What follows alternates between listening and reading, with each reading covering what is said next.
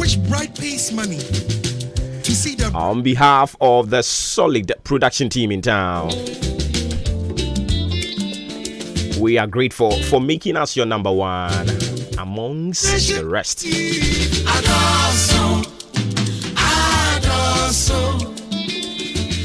So today happens to be the 27th day of September 2023. It's a beautiful brand new Wednesday morning.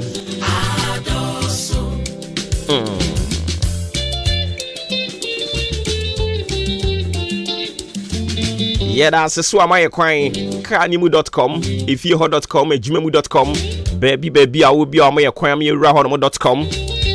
We are so much grateful. We are humbled. Yeah, that's it.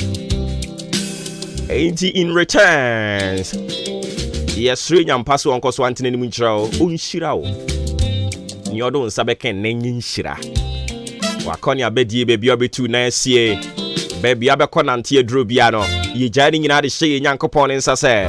One more home one show so. I will only want to form home and Massam. Jesus Christ is the only way. And then so the audience when is one Koswa Nakoso.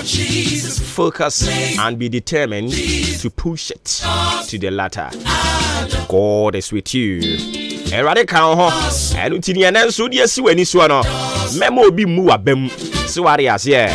memo obi nya den emu abam yire wo ho pem so ko wanim na ewurade a wono na wo shira no obeto nsupa eguso mami fa wie mo bro se de besi akọ ene de mu ni nyina mami fa ma na fe yanto ase o se men kan kiro sa no pay ade se wia ni yi ni tin tempestuously na etimi atie sim abo awia no ewie mo bete han e free sabro ya kokopim se non du ebebo ewie mo bete han weda no ate ne mo me free from to bra ho no mo ko no apue mantem ya yahudu bi wo chese nsu de besi ni trase be pete kakra arinti ya no ahye ne so de yama me ye ko anwumre no me ensa no nan brem ho no o kire se ebe ko so apete wo miaye ahudu bebre no a nemum onwunu nyokra no ade se wiem bete ama obi aho ato no arinti sani wiem bobran sembesi akọ ne demu no eno na wada Roma yede amawo no intimi sisu biemu amawo a anope ya ewiemu te ensuo ni baabi anope yi ewiem betia kopem no ndubrem the free prem to bro her corner apua mantem ya yahudu bi wo kire se ensuo no bepetepete kakra to see the bridegroom's face still ewia no so be nantenantem ewo miaye yahudu no ebi aniti ya no ahye ne so edi amame ewiem bo brese ne besi akọ ne da mu nyina da eno na wada Roma yedi mu amane yedi amawo no show no edin a eda so ene maachi me ofre me obo ba ofori amanfo won so awutie yen ofre wo sen bo udin kama yera aseso amaye kwan se anopai woni yen ebenante na yen so ye hye bo se yen ni hwamoda eyen sempa no nokore no eje na adwa saa wo nsenkuntumpo eho paapa no anopai yebedi nkomo mame mo ache na fe yanto aso Ghana adisie oboba ofore amanfo emamo ache edeba ahenkan 93.3 FM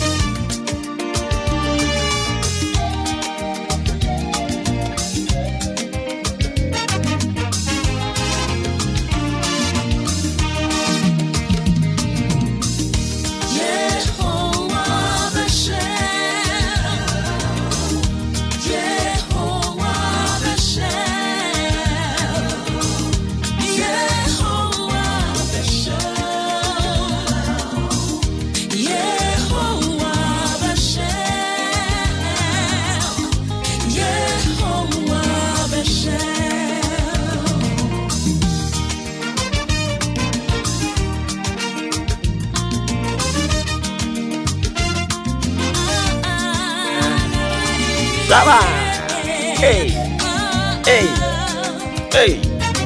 Over here. Tie. Nakumemu ehinza sam. wadwene wo ho eye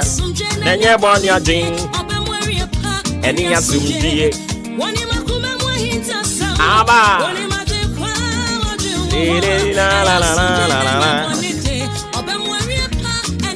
Genesis chapter 19 the verse 26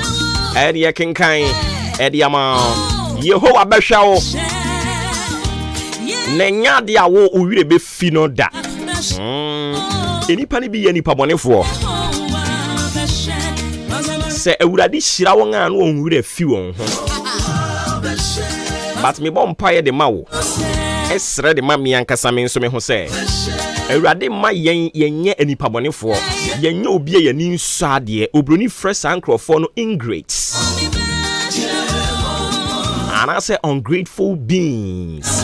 Yabo umpire sere radi say onhuni ye mobo na yen yanye ungrateful people. And I say ingrates. Say ewurade ye ma yen a e wo se ye de so aseda e de ma no. Enu ti anopa yi wa ya ama wo. Wa ma de a chew. Okoda ye wa hwe wo so. Say ewurade bie wani ama wo de wani ehunu ne ye na ekoso wo dasuo mu a.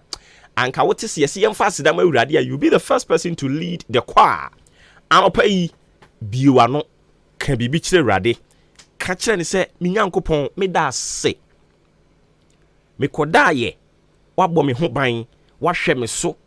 enye me nko a me ni mabusua me ne oman Ghana mu ade hye he ye sorry anopa yi nti ye bi asɛmben a ye se asɛmbɔne asi oman ni mu ye nyante ye ekom ne wom but Yehowa behwɛ yen sika ne eni hɔ but Yehowa nti ye bedidi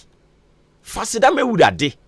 biewa no anopa yi enye wo nko a o wabɔ wo oni wabusua ho ban wabɔ wo oni wasefo ho ban afei wo mo asɛm to wo mo a ɛbɛto no wabɔ nyina ho ban ama anopa yi mu nyina masa bi hia asomdwem me very sure pass anopa yi me sorry ye na mate sɛ asɛmbɔni bi asi wo me fie anka I'm not sure sɛ nka metimi anya akukuduro aba betena microphone ye chi anopa yi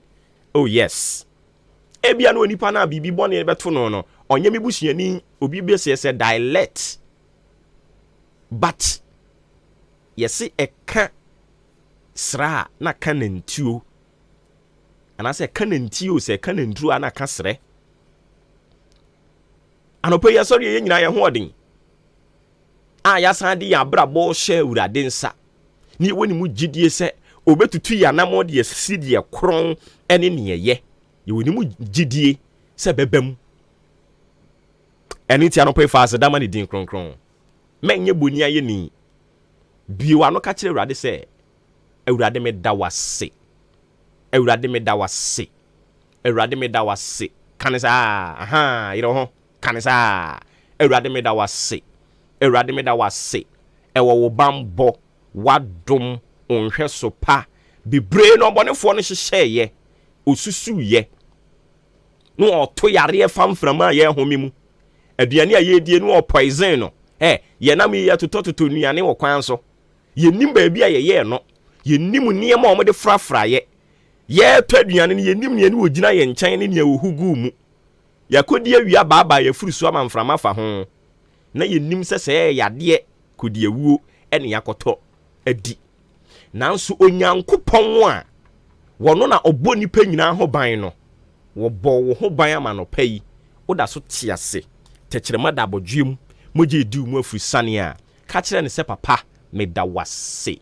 papa me da wase awurade ye da se afi ye san jai enne dei hye wo awurade nsa ena no asɛm anapo eka ɔse awurade hwehwemi mu na sɛ bɔne bi asuma wo mi mu a hunu mi mɔbɔ ne yin nyina fa firi mi mu David nso kan bio ɔse awurade search deep down in me if there is any hidden sin that will become a pile of hurdle to prevent your blessings from coming to me. Have mercy and blot away all transgressions, all iniquities. Blot them away from me. And God did. Aropai bompa esere rade sade bia be yo si akwan e de ma wunhyira bi biara wo ye ne nransa na de echi anopai enu nti ebe ma nhyira urade ahyehye wanwene waseda customize se enne dai o jamu di amaw asa de ne pese be yo si akwan no ka kire urade se urade hunu me mobo na yi ni nyina afiri ho no mo obeye afi wa bompa sa tia wa na wi a ja wo ho wadwuma wakonya badie nyina fa hye Awurade nsa ena no wo kan wo David ho say na mebom ho ban mahwem so mudi free ene mudi bam monkwan na enyina Awurade bo hye no oso obe den obebo ye ho ban ye ko ene ye ba ena afei ye nkwan na aka enyina ebo hye ne bi no ka no ka no wotie ka no ne ka bibi kire no ka kire no se enenso wonye ne saa ma wo enenso wonti na nimu nkyira wo enenso onhwe wo so a wo ho ma asem oni wasefuo nyina enya wo nko a wo obiara asem to no a won so ato woni ne tebro no so ho oni ne tifie ho oni ne kwadwuma oni ne wo sukum oni ne kwa sori se bibi bone to no a untumi nsan ne ho nko ebe kan eni nti Awurade mo nyina ho ban fo mu nyina nu Yesu mogam na sra ne bambo se ento won so na onti nanim emfa nkyere saafo no waye sa awie a nyagidie na ka kyerɛ wo ho sɛ abam awie amen woni makoma mu ahintasam woni made kwa wode akasimam yensa na me so na sports abeteki over Genesis chapter 19 verse 26 Ozeni nyina ya se afa ho Lot yire no enna no me boni din kyerɛ wo me se friend sɛn madam urafi Lot yire no me boni din kyerɛ wo me se friend sɛn Oh my goodness Lot yire ho asɛm yegusu a yɛka na baba wa ye frɛ no Ado anase Edith no a yegusu a yɛka ne ho asɛm no wate enye nne na me ba be kyerɛ wo sɛ tie Lot yire ho asɛm wate ate eya sembenya yesia no onyankopɔn pese wo sai Sodom ni Gomorrah na Awurade botae ne se na opese wo gye Lot oni na busua ene nti wona mabofo no so eka kyerɛ won se wonko eya bi potentin bi so ɛhɔ no mo ne wode won kwa akosuma ɔhɔ no wode wo kwa akosie tie ha wo so wode won kwa akosie hɔ na wasɛe kuro no ɔsɛe kuro ni wia Yehowa wahyɛ won bɔ so obɛhwɛ won afei Lot te sa asɛm ne pɛ no ka kyerɛ ne yere ɔba pa Edith ɛna ɔgye so medɔfo ɔsɛmo mɛsen momienko ɛne ɔno hyɛ aseɛ wɔ mo de bepoi gengam afei wɔn kwa wɔbɛte na jim pay adwapade a wɔn atena ase wɔn nkwa na nyina wɔn apɛ no sɛ adwapade ne yɛ atu gyatum obia bre enye dwapade so obi kyerɛ baabi ɔnante koduru ye wa abrabom sika ba ne nsɛm a ene emmemu wa ne maba wa bia wo mo siketi ne wo mo nickers esisi wo mo pan epese wo mo mu na wo detecti ede ma saa papa no a saa papa no ne wahu abrabom no ne obeka kyerɛ ne bia ni hɔ no mo a ebe convince no ene yi papa no ne sika sem atonsuom na dwuma no atonsuom ama waye mmobɔ nti saa nipa wa go through hell, somebody who had gone far in life and now because of one or two situations binti was saying about to ground zero. Sao nipa no udi Yesu ho adanse ya kyerɛ no na wo ka kyerɛ ne sɛ mema ne wure emfi Nyankopɔn na ade nyinaa mu onhunu se wo yenyame a sao nipa no so no be ya adwene pa no bra emu odin. You know why? Because some ko situation ni mu saa na se adwapade sika ne ahode tumi a wonya ye ni nyina free ne nsawie na afi wo kire ne tenase na ono ne hyase se o twe na adwen siso se hwe onyankopon a wo ye edi ma Job no onso be ya ama no ono nso betumi akotu Bible ni bia ka kire wo se nyankopon no nye ono anoka so obehwe ye nso enye ono anoka say he will come through for us in all changing seasons of life enye ono no kan ye ubonsu wa sha se wo kotu Bible de ma wo na koma baba ye so hardened to the extent say udi agro obekotu kotu enti saa nipa no a wakosa amane animu no se okasa they talk out of bitterness ɔde wɔ yaw ɛna ɔde kasa ɛne nti obi a ɔno no wakɔ saa abrabɔ mu saa no sɛ Nyankopɔn amma mu a obie n'ano a na ɔkasa ɛde atie Nyame ɛna no hwɛ nwom abrante no to yɛ Awurade wo hɔ na mebre yi papa wo hɔ na me ha yi adeɛ nyina sutumfo agye kasa me ho na masɛm yɛ mɔbro sɛ wakɔ situation bi mu a wahwɛ ya wura kura befi sɛ Nyankopɔn owutumi kyɛn nneɛma nyinaa ɛne nti mu a motwe ma no si Lot yere so ɛna ne Lot yere wɔyɛ asobrakyɛ ɛna wɔdane n'ani hwɛ n'akyi ɛne sɛ wadane nkyinisie mekae yɛkɔ Sunday school CAC Sunday school na ne yɛkɔ na ayi papa yi wafirim wanya ne nyame frɛ your friends embo Mr. Adofo also wanya ne nyame frɛ na ɔmo aba na ɔmo kyerɛkyerɛ yɛn menya asodin ni te sɛ Lot yere saa bre no na yɛnte asɛm no ase nka yɛne yanka ka kyerɛ ne sɛ ɛnto wada asɔw ayi nano ayi a asɛm abrantie kaeɛ ɔsɛ asɔw nan na ade wo nsɛ sane na sɛ ɛsɔw nan na wo nsɛ nyina na abɛkyerɛ deɛ ɔde bɛsane empire was so boni say radi hu mobo no one cause situation bi mu saa or say but his wife looked back from behind and she became a pillar of salt. But his wife na Nyankopon ya adoma wo kyena ho Bible no ye beka ho asema kyerɛ wo kakra omo kyerɛ Bible ni mu no omo kyerɛ mu to suit their own whims and caprices. Listen, nyame ya adoma wo kyena ebre ne kɔ nyame ya adoma wo kyena ye betwe wadwen de asi Bible no so yie afei Bible no nkyerɛ ase no wanhwɛ yie a obi be kootu na sɛ ne ɔno no te ase no ɔde akyerɛ wo na wa ma wo wate ase sɛ saa pepepe ne te but wo fa Bible no na sɛ wo kenkan a ɛwo sɛ wo bɔ mpai sɛ Awurade ma wo Bible no a wo kenkan no emu hunumu because all time Bible no a ɛyɛ Bible keke yi book enti sɛ me fa ne sɛ ya book ni mama so no but book no ɛwo sɛ etimi carry spiritual inspirations ɛwo sɛ etimi ma wo understanding ɛwo sɛ wo kan utumi to ho ase there should be a connection, a spiritual connection to the interpretation of the Bible. And you don't just read brofo. No one's watching him said, what I say. No.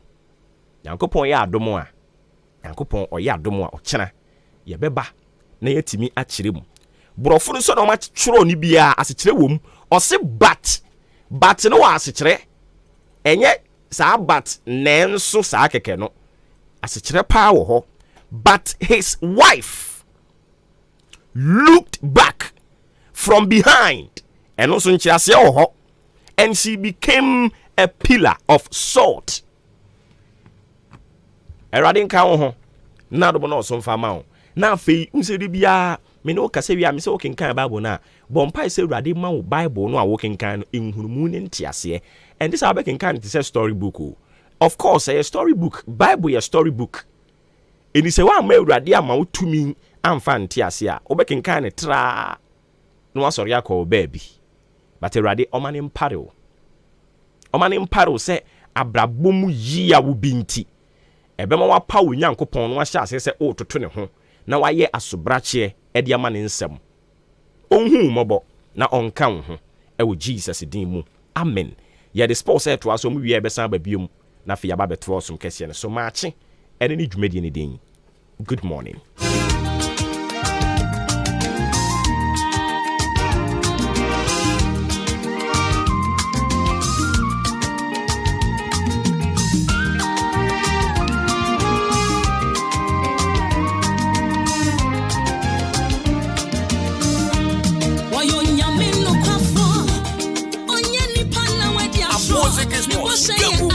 This is the moment we're waiting for.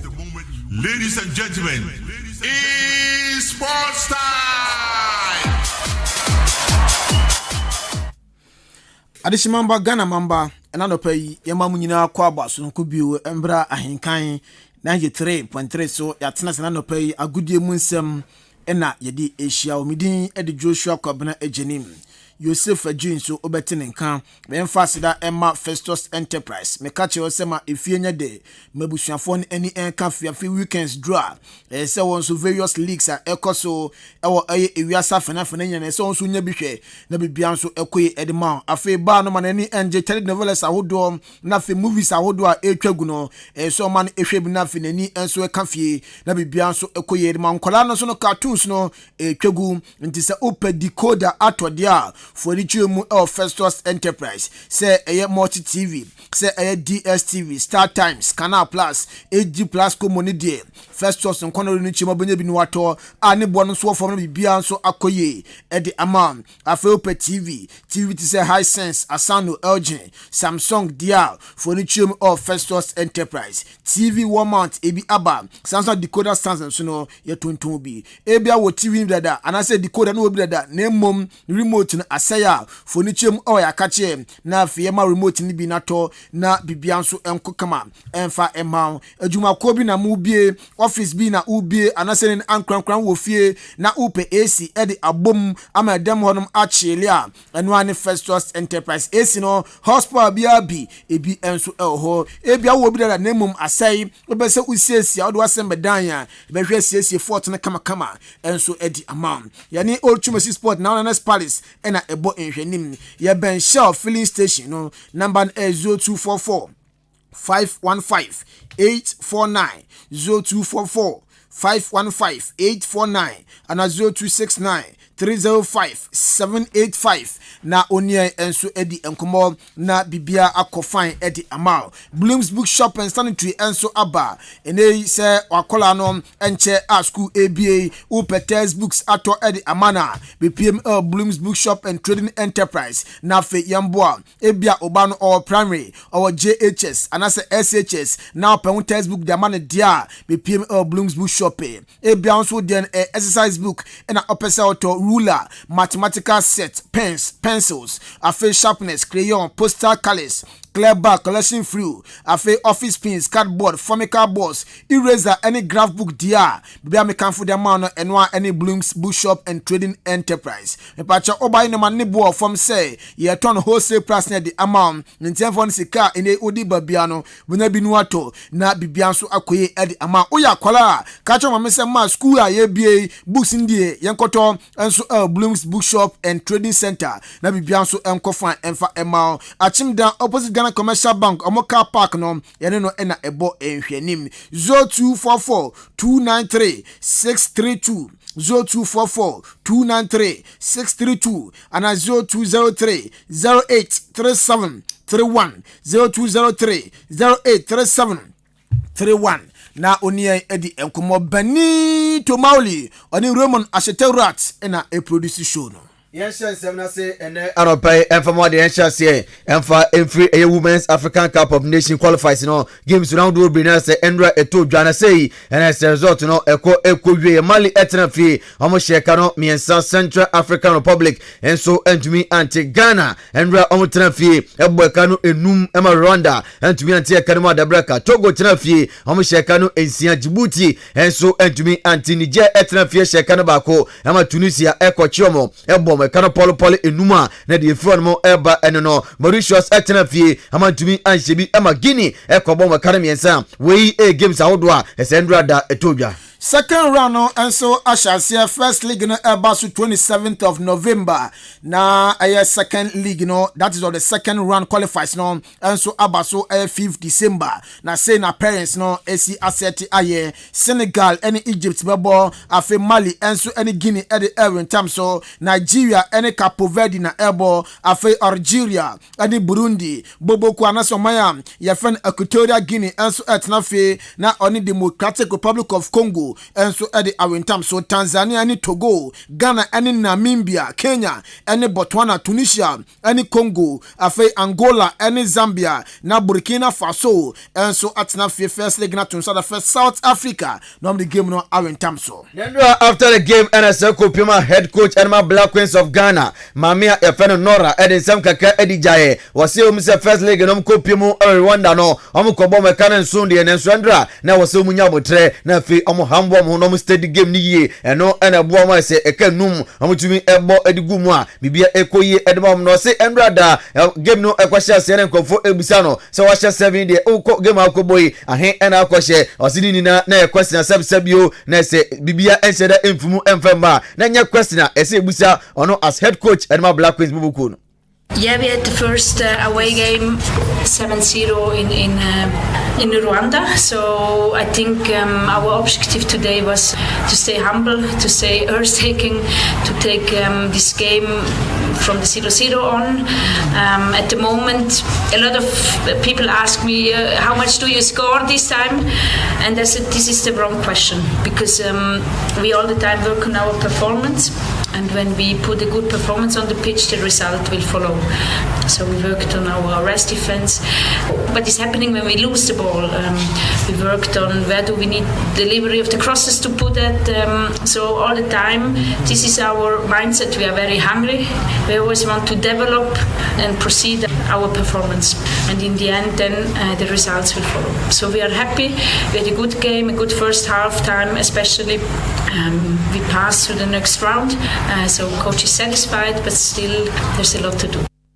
We komono bia odi eja na ababewie no na face chofo ebusa no se obaye wabo so many games enya de a okonsidi na eyeden na de gu akwamu a ama wo de obo 7 8 6 na de na se oboguma unkonsidi na sei ena mame no edi eja. First, yes, we have a blank sheet. We work a lot on the defense, on the transition into the defense, because we also know the higher we get in those competitions, we want to be a team who is very hard to score, because we are always good for a goal. And so when we keep a blank sheet behind, the chance gets very big that we win the game. About the challenges, there are plenty. In Ghana, it's not always easy, but getting a dialogue with the players, all those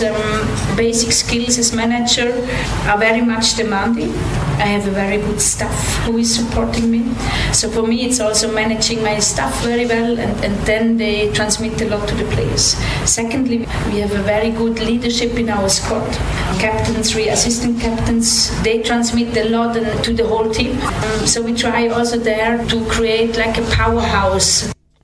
We komono bia odi eja na mame ba no performance le de se aso ni ye papa ko pie wona se Ghana echi bani ebone kare miensa amantumi anti Ghana esanso echi Senegal ebone kare miensa amantumi antimu adabraka yesanso echi Senegal biem ebone kare bako wantumi antimu adabraka Ghana esanchi Guinea ebone kare miensa wantumi antibi ena afei okochi Guinea ebono ekano 9 wantumi antimu adabraka anono adaya ena ekọ Rwanda kwachi omo ebome so amantumi antibi enandra ni game etoso enso no osanso echi Rwanda ebone ekanu enum a wantumi antibi na enra game no kwana wieye no abra Ghana echi Rwanda abone ekanu enum oka 2 games ni na boma Rwanda for Ghana yebome ekanu mu dumienu 12 goals a Rwanda enso entimi anti yebopin head coach Edema aya Hazakes ladies Yusuf Bazigi na yebisansa ohwe generation we ya say na esi etie osi generation we die ohwe bola afi Black Queens ebo ane emma no bona mu ebo na omo potentials for some place bia omotwam ewo emma football mu wasi so hwe Abetasaki ohwe Grace Adwabayo na afi Masaramatu Suleiman Amwa bona mu boy mre bia twam no sa place we omo potentials say so mtimi esi omanemu you see Bazigi ne komuni your potentials this hour o say omo mre so no na class no ndoso bebre ntino omo no so no na omo commitment no na esronko be comparatively no o hwe Abetasaki no mo ne Bayon mutam na utumu say we players no omo sonwa nye hu omo kra na won say we no mo de omo gina omo dan so but this time around omo so me yankwala de now so they play very good football and very entertaining generation we no yen hwe blasters o hwe generation ya was ya now we share abedimu time now also difference that notwithstanding no make us say they are doing well and this year so we share even with Queens no kwa modern bona mo bona and also chill say almost generation no omo bom modern even though this time no different countries are na omo ka e ma bon kra no this year omo kwa na di mu akotini me believe say ye ma you no from developmental stage na me so me push everybody. Inti we also head coach Adema Hazakes ladies you see basically in komo eno de agya yɛna ni ene so enko emba no football mi enkodi nkoma akra mfemforo mo emfeja enda no pede na se enrada after the game na aba wa fan style nyame chenso de nsem kaka dijaye na aba wa enrada coach no ede no kɔbɔ akire onum se style de eba oyamafoda edema Black Queens mo ko ne so enrada na se ogina kire opra ma nema ekoye edema na no eda do nsem kaka dijaye wasif coach e fa nora de oba wa boa mu yem papa omu local best players no ɔte omu tena se na wa show mu nkran akire mu se ball no de oni amano no foni na pepepe na mo bɔ na mom no omu no ebi amano no keke ena omu wonti so yiro ho a obetumi ababo ni ye ɔse ndra ɔkyene tena etunufo se oyamafoda de na so de no kɔbɔ akire eni ti amfa nche ne tirim se oye footballer no ko de enya one position ena obebo. No, I am here because there's no opportunity. I am more parties when you go to Diana or Bessa, maybe I'm going to use my two players. I'm up by my two players and also every year said as we bet me a show when I read someone I said, Kunyola HH be able to say okay Man City for more intermediate midfield and not now ball and right back and I said black to change near Mayor and Bibia okay and I said clear there and say one position and I said Bisa and me around is meeting me upon also encouraging the players and also supporting the man. We ayan komana se Black Queens player abawa ye fane style nyameche ede ajaye yen free ma football na fe yen piemu anso ewa mema diemu na yen kopiem ewa Mediama Sporting Club unim say ya dia the CAF Champions League egusu a ekoso second league na say second qualifiers no anso eba so dia Mediama echi AC Horoya ebo mekani miensa ewa Ghana Cape Coast Sports Stadium ama Horoya fo no eti kanum bako second league ne eba so Saturday 4 p.m. ewa Aye Guinea na se stadio du aye 26 Mars honom na sa game no eba so ona edema aye Mediama Sporting Club Moses Amapaka enso se preparation there bibia dada na kwemu na o se o ka se be se 2 weeks ago na musumo bi free Ghana kopiem o Guinea okọ papa kwemu okọ biebie kwemu enso na Mediama se bia Mediama o mbetimi akwalify si mprempren there bibia no ma AC Mediama kwan se Champions League o muntimi akwalify kopiem enso o group stages o se ya dia FA 100% support on the Anuntino on my qualify Owieno or say dia clubs and Musia kan or Ghana Premier League Munya Botre Mediama on Shada and prepare for the league near up prepare and so add the Champions League number Champions League qualify we are Honambo said Noko AJ Nyame dom ya tutu bibia if you are saying we ka say mboa no make say last before or ya from baba no angry go did you gag my $40,000 in terminal booking 5-star hotel or ya prepare pa say be ko akoda ya prepare o make say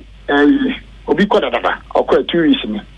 o tutu nyama amaye ansa na yenso ya ko akoto no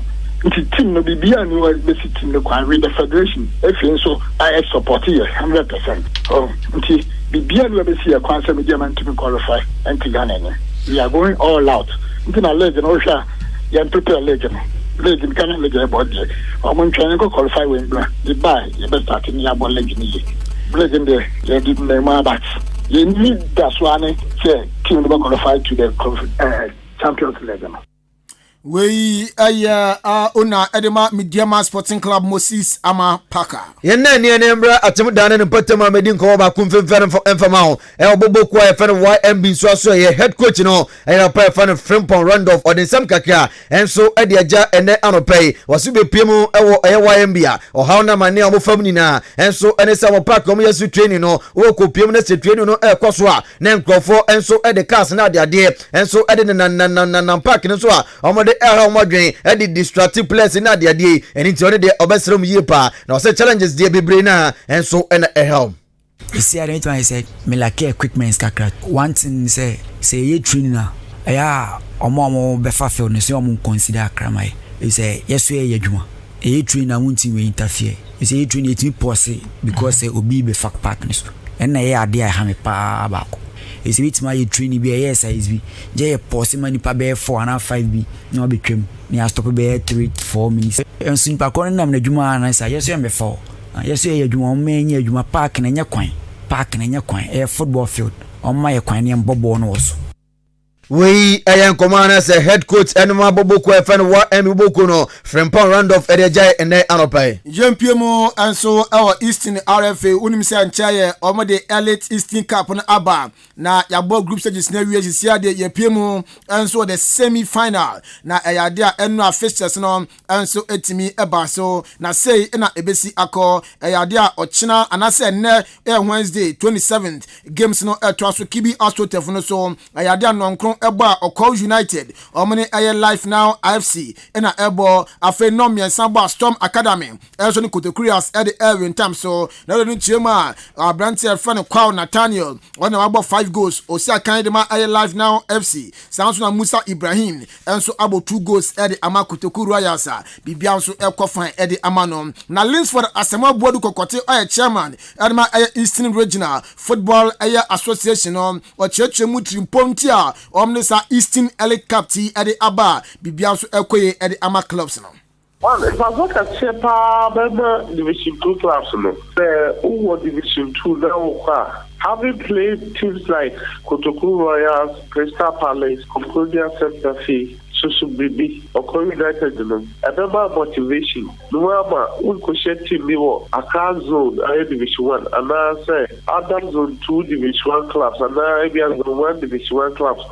and more, we can say. Secondary, Division 1 clubs, I'm more prepared for our leg. And so, friendly match, one friendly match, no, Ubia Baho, I'm a let's say, Kutukura percent, Crystal Palace, number friendly match, what there. Transportation, but Crystal Palace from Akoso Monopo against Kaketra. It did not say, and my friendly matches in this Friday. But with such a competition, it will be our opportunity to play, at least, play matches in the group stage and moving forward, semi-finals and finals, no one will bear 5 matches. It gives you opportunity to test your players, to test your team. And who may be of strengths and weaknesses and work before and start the leg, after.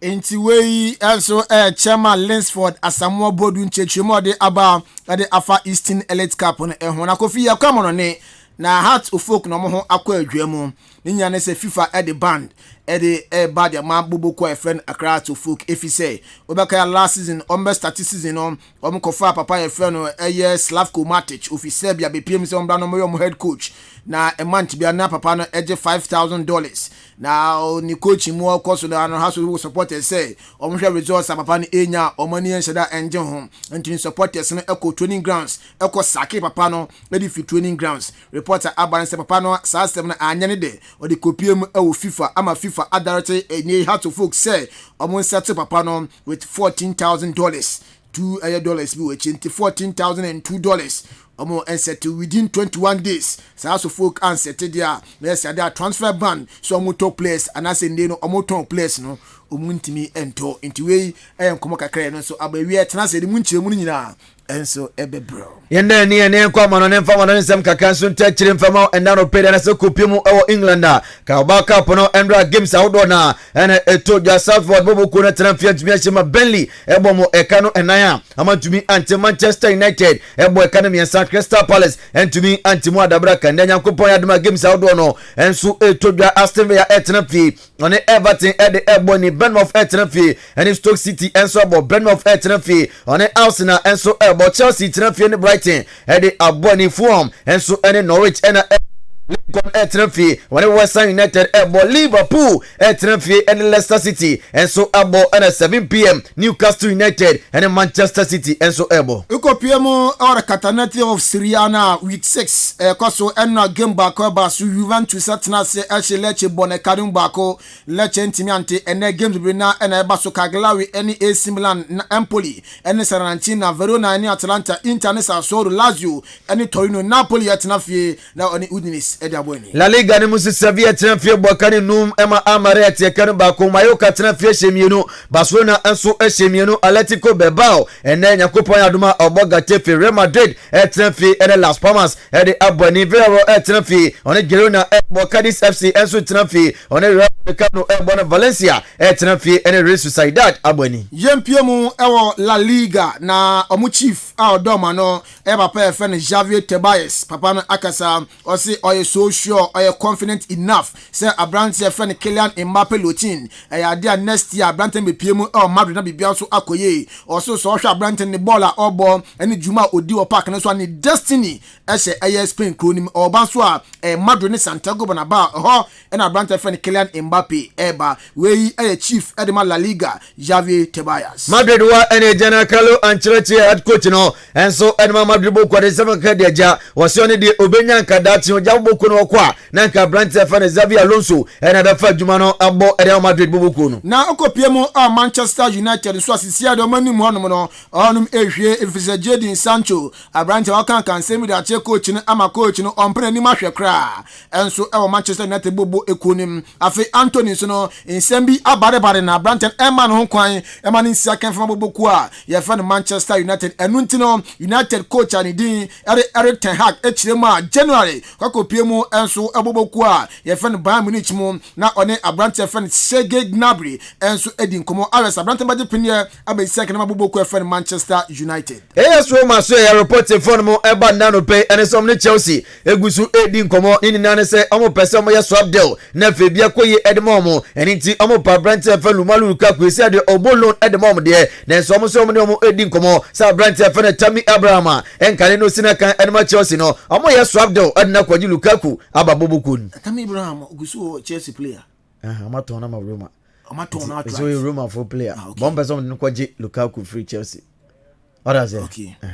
Nkan say na player we nyina ho na omobere wani mo no Chelsea honma ena eguso edina unim say ma mo ta hwe Chelsea games ni sia de Chelsea elbow game a just na no bibia eni ho omuni sponsor bia na omguso no omne sponsors AD enkomo report e second say sia de English FA no omo ajatum say Chelsea ayade approve an enso aba Infinity Athletics omo eba abaye new shirt sponsor at ama Chelsea a year bia no the 40 million pounds om the bread Chelsea company a US based company bibia so ekoye dem Chelsea boboku Manchester reporter ba anasa branch fa Anthony enrada anasa nkofo hu ni say o airport of plane adabe pm na fei wa be shia police for na investigation no enso asha se na fei bia koye ne hu sa branch no oba be sia kan biem era Manchester United anasa jail na branch so eko yegusu ejina Manchester United oma branch fa ne Jadon Sancho yenya aka ne ho asem no reporter Urban say Dortmund for na nka omo wesa branch omo be sign no dan so Dortmund say branch omo na yedwuma da na omo hwetem na Brante or Dortmund on come be at Brante ntie anadwo obonse na omo coach no say Brante Jadon Sancho na online or board games na de or say Brante no under TV game ko a na ye ne de enu ntino asa omo sanso ko sign back no omo adwendwen ho we report if Dortmund eba yerimu komo no aba Liverpool say report for mo enso eba sa Brante fan Trent Alexander-Arnold Brante no oko ekopra na enso ndra da osabe piemu a wa sha se eye training no enma Liverpool boboko nemom game edom animam Leicester bon de wan hwa na ontumi enyina musia kan enfama Liverpool boboko no okokra nkan njina home kakra na on refreshing hadwin ase ne bon na nsen ya star bi entino ontina fie kakra I think say one na ebo honom akana ball no nse danye papa bia Jogo Mes na nse danye papa bia na nka timi gas mo ha no ma ke fine na Victor Osimhen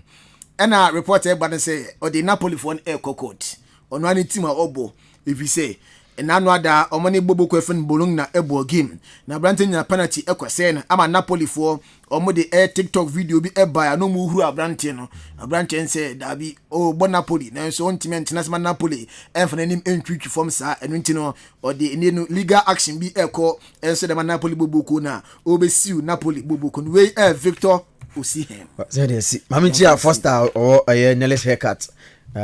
obi anko unity ho kwa ya fa unda mfo nko ai hinsa achima sene awisa sa sene awisa ha yes ho no wo abaya be nkwa mo na opposite yes abaya be nkwa mo ne soro ho ho no wo emse kobi ni mu mo yi pa Neles haircut Foster boy juma yeko Foster ma yenchia yeko na Mr. Ibuni Forsen na no pe ncha kese pa enkonfama Mr. Beneza Nyachi afi eye Bright Kosinya ko enso ewo achiase munyina ye chechia munyina ene anope na afi Nana Emmanuel Ajekum aka Ofie home home base. Oh yes. Home base. Babasa. Auntie, na no pe baby a wo bia no. Me chia se wutie nso a mombo na amane ema no say me chia no kama na bibia nso akoye. And when you see ya na fe captain in the morning. Obofuri amanfo atos medin ade Joshua Kwabena Jeremy Joseph G. Otene kan Raymond Acheterat ene Beni Tomaoli obu produce show no.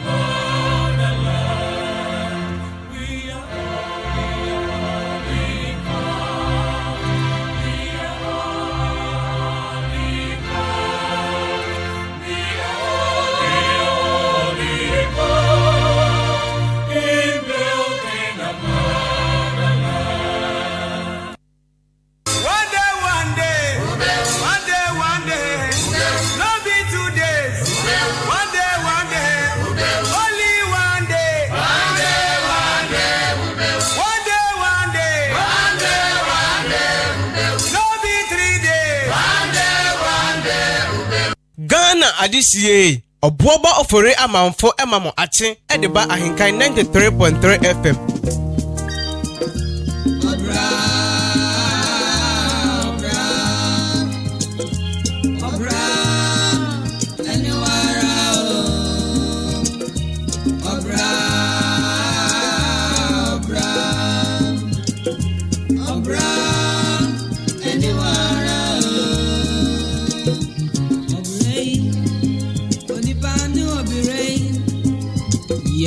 Say, I could call you a baby. I don't know. I just saw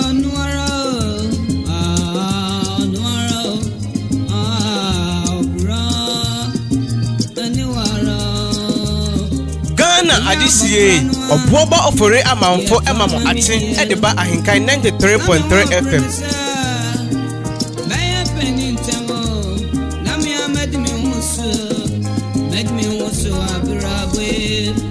Sena penny away, I did I say, Obray, Udi Pani or be ray, Obra, anywhere, Obra.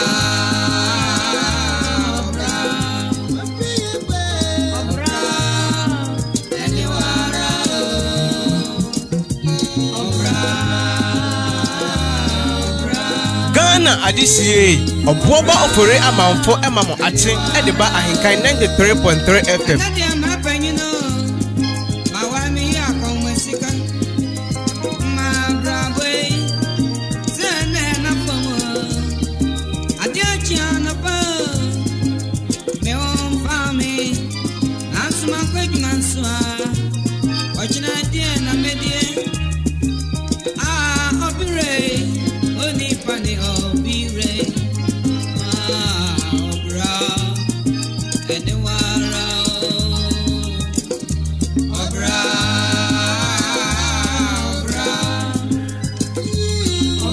Eja bete. Yam fast and confirm the sports team. Joshua Kwabena Jenim Kofi Ejiri AJ Ben Mawole Sima Ediasa Ensia and Abuapa no Panon so Hoyano Washen and so much. And only Jumedi needing or frame or Boba Ofuri Amanfo. And Nanam Pedu so bra. Obi Mama. Ye boma ye ho. Erade ya boafo. Sene ye be ya be mumu. E wo bra kwantu yi emu. Anu ntina mpani sa okoto sese obi a kire ne mahye dem no otu onfo. Na woni futufo a ye gina ntokue na chi yetie bi. Utie bi wi amfa ntu kotodwem. Eye mpani nsem wa mpani kato ho se tie bi na fatu kotodwem. Na se ebi ana yare sasabro nso Arinti tia ye de bobra utia na wo de aye adwuma so what ya say arinti ni ye de woda chinti enso so e de ebrel woda chinti ni obra kwantuo afutuo ni adesua ewom eno ne yama ye ho kwan se anopa bia efiri juoda ekopim fiada awurade mfa yenso yama ye ho kwan o se awurade mfa yenso na woni ni pam pim enkasa na woda chinti senka ye bia homa tum senkrofo mfa ho adansedie mfa mra anka dwumadie no ankasa kranka ye ni anopa nso ye be ye ne sa Woda chinti Ipani wobirei Ye boni say Akoko rere baby atu ano Ajisa ono arao Anopa iwe said ye wabire pa Unya yank wada yasisa ntoma de egu so Ye wade bi e friend say breakfast in bed anka obi na ko bi gina we chire ho woda empam no obo abati pa woda ne wo ho a wasi breakfast in bed nen yen ka yen ya pet Tom Brown ne oti ya kane mpampa na milk sinchen ya toasty bread ne nkosua no salad ne nsu sinchen bata no pay me ka chire wo pain so obra eno ne niawo wabo enye politician na wudi na chi a wutwa nkrofo mpawa ede gisika no politician because of so okura tumi mu nti na niawo ye no hwe udin no se tumi ni free ne nsa wo ohunu wo a wo hwe wo sahweni eni bon ti ase se wo bra na eno ne niawo ankasa wabo ni wabiri wo mogya ani atim fifiri aye no eno ne ne wo ankasa wabo bra no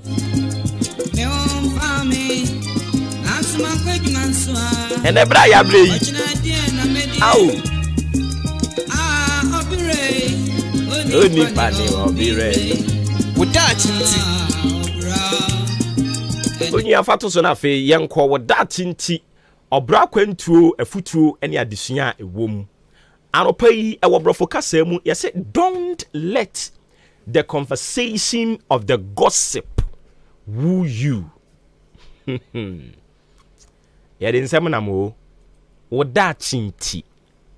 Sene be ya woda chi be ye fe. Sene be ya woda chi be ye nwunyam ebetu hwa enti anopai nia ye ka kire wo ne say don't let the conversation of the gossip woo you. Ya famra yankasa yankasa emu ani enti ase. Nye pese ya kire ne sen. Nye kire ne se. Ma okonkonsani nkomobo enya wo de. Me say memma okonkonsani memma ne nkomobo enya wo de. Onye papa. Udipo ye konkonsani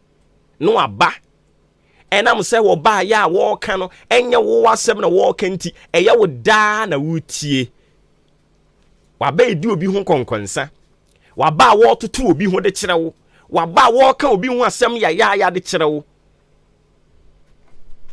enye wo asɛm ne ye kanti ɛyɛ ɔsɛ no ano no anopa ni me ka kyerɛ obi mu ne sɛ wo da chinti men so konkonsani ɔne ne nkɔmɔbɔ so na wanhwɛ yie no konkonsani de ne nkɔmɔ de bedaadaa wo na wo nso wasom yɛ wo de o pɛ asɛm atie na wo ma ne kwan ma na konwa tena so ɛma nsuo de nsuo ka ho ma ne nom ɛma na hoɔden na ɔhyɛ aseɛ sɛ ɔbe enkrɔfo ho nsɛm de akyerɛ wo a saa energy no a wo de ma no ɛyɛ saa energy korɔ no ano ɔkɔ baabi a wɔde bɛkorɔ na tie hai ɛnam sɛ wo ma ne kwan ɔde nkɔmɔ ne ba ya wo nso so wasom ya wo denti o pa nsɛm atie nti ɔka nyina wo gyegye ho nti ɛbɛkɔ akɔbiebie apono ahodoɔ bebree konkonsani nkɔmɔbɔ te se safoa ebie apono ne ya hyɛ ne se wo mie ne yɛ nhyɛ ne nyina wo bie na wanhwɛ ye bebie bia ma wo nso so ayɛ wo de na wabie wano akɔka bi ama na kofa wo haw de abrɛw ɛne ti so nipa konkonsani ba wo nkyɛn na wɔde nkɔmɔbɔ bi de ba ka kyerɛ ne sɛ medɔfo medase bebree medase ɛne amane bɔ a yɛnsrɛ wo medase ɛne papayɔ a yɛnsrɛ wo se yɛ na wo bɛyɛ ama me mensuso wo konkonsane so ɛyɛ fasi hɔ a wobɛhunu nanim dwobiri bedwobiri ɔkyerɛ bie mu ohunu mu ɔbɛka sɛ we die mu nya anasɛm ɔde mu nya anasɛm sɛ wo nya akukuduro na wabisa ne die ntia mu nya anasɛm ma no a ɔbɛka kyerɛ wo sɛ we ɔno de konkonsa ne kokoro nso so yes na wo de wo ba ye no wate enkrofria de ɔmo ye ɔsɛ gist you ka sɛ gist ɔsɛ gist no wɔde ba wɔde konkonsa de ba asɛm no wakɔ akotu na dufo de a wɔde brɛ wo no indi sɛ won so wasom ya wo da wo pɛ ade adufo de no ubenya asɛm adufo de okonkonsani nkɔmɔbɔ utie mi anopa yi a wo da chinti men so mema konkonsani nkɔmɔbɔ nya wo de emana konwa mpo ntina so emana ni nka ewa wo nkyɛn na wɔde ne konkonsan kɔmɔ no de abɛwo anopa yi me say emma konkonsani nkɔmɔbɔ enya wo de enso so ne so mema ne mfa ne konkonsan kɔmɔ ni mewiawo ɔno de enkrɔfo ani abere anopa yi ebu mfurumpe di ahim a wɔn bote nyina ne se wɔne kɔpɛ biribi de abeto pono so na daakye wɔn ne wɔn ma antwere wɔn se no ɔno de wɔn ti su dogo bi nu abe watam ntumasini abo ne nufu so ne hu tu hyehye wadane sɛbi twemu atabɔn ɔntena faako ɔkyɛn ne ware kana ma nan ne wawura fie we mu ne wapie wurudu ne wawura ha ne wapie ne wawura ne wapie ɔkyɛn de wɔkɔm te gare anopa itie ha woda chinti obi twe bɛn wo ne wɔte aseɛ no wate sɛ wo sɛ yɛ mani si hɔ a mente yɛ ɛho nso nhia me asa wo soso ne so a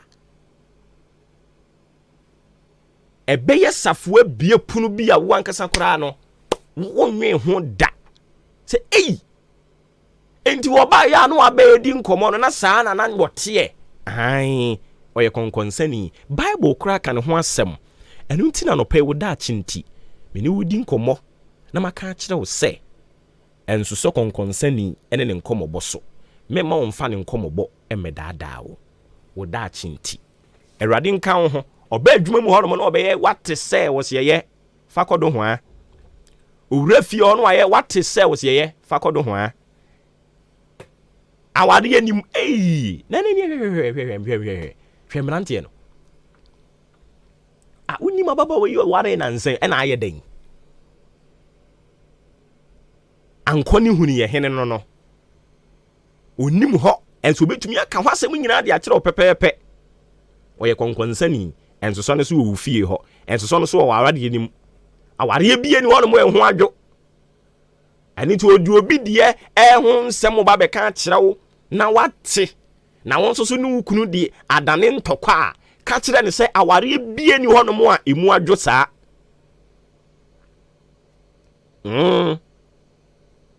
wo ba no aba bɛka kyerɛ wo wo ka ne ya na hyew na won so ahyew abufuo ka kyerɛ ne sɛ adwuma bie ni hɔ no mo emu adwo ɛne adwuma no ɛne emu sei nsɛm nie ensɛm ne sei na teɛ ensɛm ne nti adwuma na ofi mu no obeka mu nsɛm nyinaa owia no aka kyerɛ ne sɛ yɛ mate me da ase ɛne papa a me nsrɛ wo adwuma bie ni hɔ no mo a emu adwo ɛnɛ ukɔ Jubilee House okra no a ɛhɔ konkonsafo wɔ hɔ Jubilee House okra no a ɛhɔ no na sika ni nyinaa wɔ no ɔmo yɛ adwuma wɔ hɔ no bebre su kom sɛ woni mu a edi sɛ wɔyɛ adwuma henkan na wusu kom ɛnyɛ nwanwa Jubilee House okra nkrofo su kom hɔ ɔba ka kyerɛ no sɛ adwuma bie ni hɔ no mo emu adwo me de ma sɔre ni magyae ɔbɛka nsɛm no no konkonsani onya ka magyae with vim ne saa no abebisa ne sɛ aden na fe na no break ya pai oda chinti enso so saa nipa ne so ɔkeka saa asɛm no wi a sɔre ni magyae wo se ai mate asɔre bie ni hɔ no mo asɔre abɔfo nko ani gum asɔre bia problem wɔ hɔ me de ma aware ya no magyae yate aware bie ni hɔ no mo asomdwe wɔ mu yɛnya asɔre abɔfo anuanom kora atifie kora mo ba twede atwire amidi ekuro no matu afirim yate yɛda ase kuro bie ni hɔ no mo asɔre abɔfo ene di hini mu nipa ɛne nti ba bia anwo saa enso so konkonsani ene ne nkomobɔ so memo ɔmfa ne nkomobɔ dedede emiwiawo ema ne nkɔfa wo hawo emfa mrewo wo da chinti meda ase yɛmfansi ha na nyankopɔn yɛ adoma wɔkyena foforo de bɛma yɛ no yɛmfa mmra metoa so emfa mawo wo da chinti wo yɛmfa we ne mɔbro asɛne da chi mihia wo abetimi ahwemanim na mesmetimi ahwewanim san sɛ yɛhwɛ yɛ ho so yie ɛwɔ bra kwantuo yi emu wo da chinti meda ase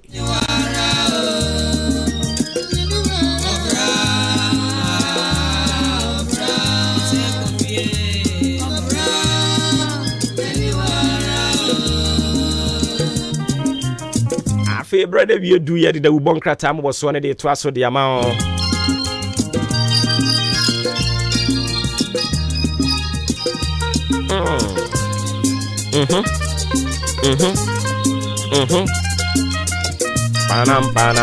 panam nananam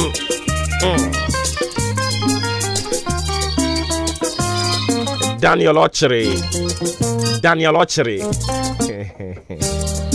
Danny Scofield Pispis enya wona mechia wona no pay enti maame umfa hinkan ni agro ni titiru ni show yi ma chi show yi umfa ni agro enti Danny enana anope wutie me mamu ache afi ya chia wo mo e community 6 ho no mu nyina Pentecost area mu ho ya mu nyina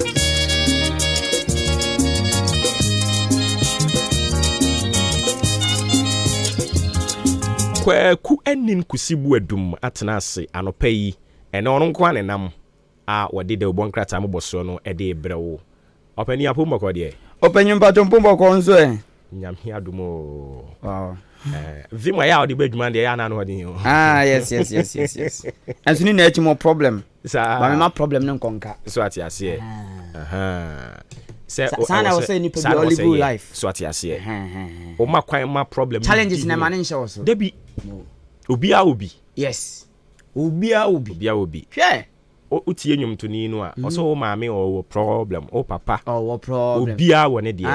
enti me ma enhye wo so uni problem kra na chese wonye nipa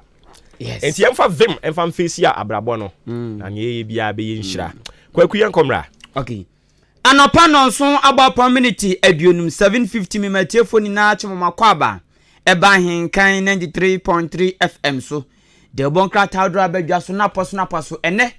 eye ukuada ebobosom ne de toso maako aduonum nson meti akuafra kuma studio nso ono so ato nananom ewon sedo na Ghana nso obi waye nim se ne saman eye adwuma Tisa making Otiano Humanim, and then that studio ha. I in the studio. Ora kodwa po newsroom eho na me boa me ho a me baaye me din adekwaku anin kusi ode sabro otekwan ho ye den ojinjia onza otekwan ho dia akwazi kontomire si kwan ho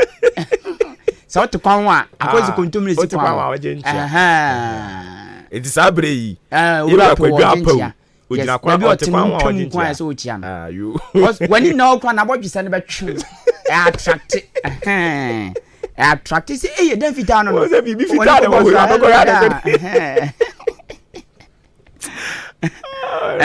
wo okay the obokrata m dey sha say daily graphic the obokrata na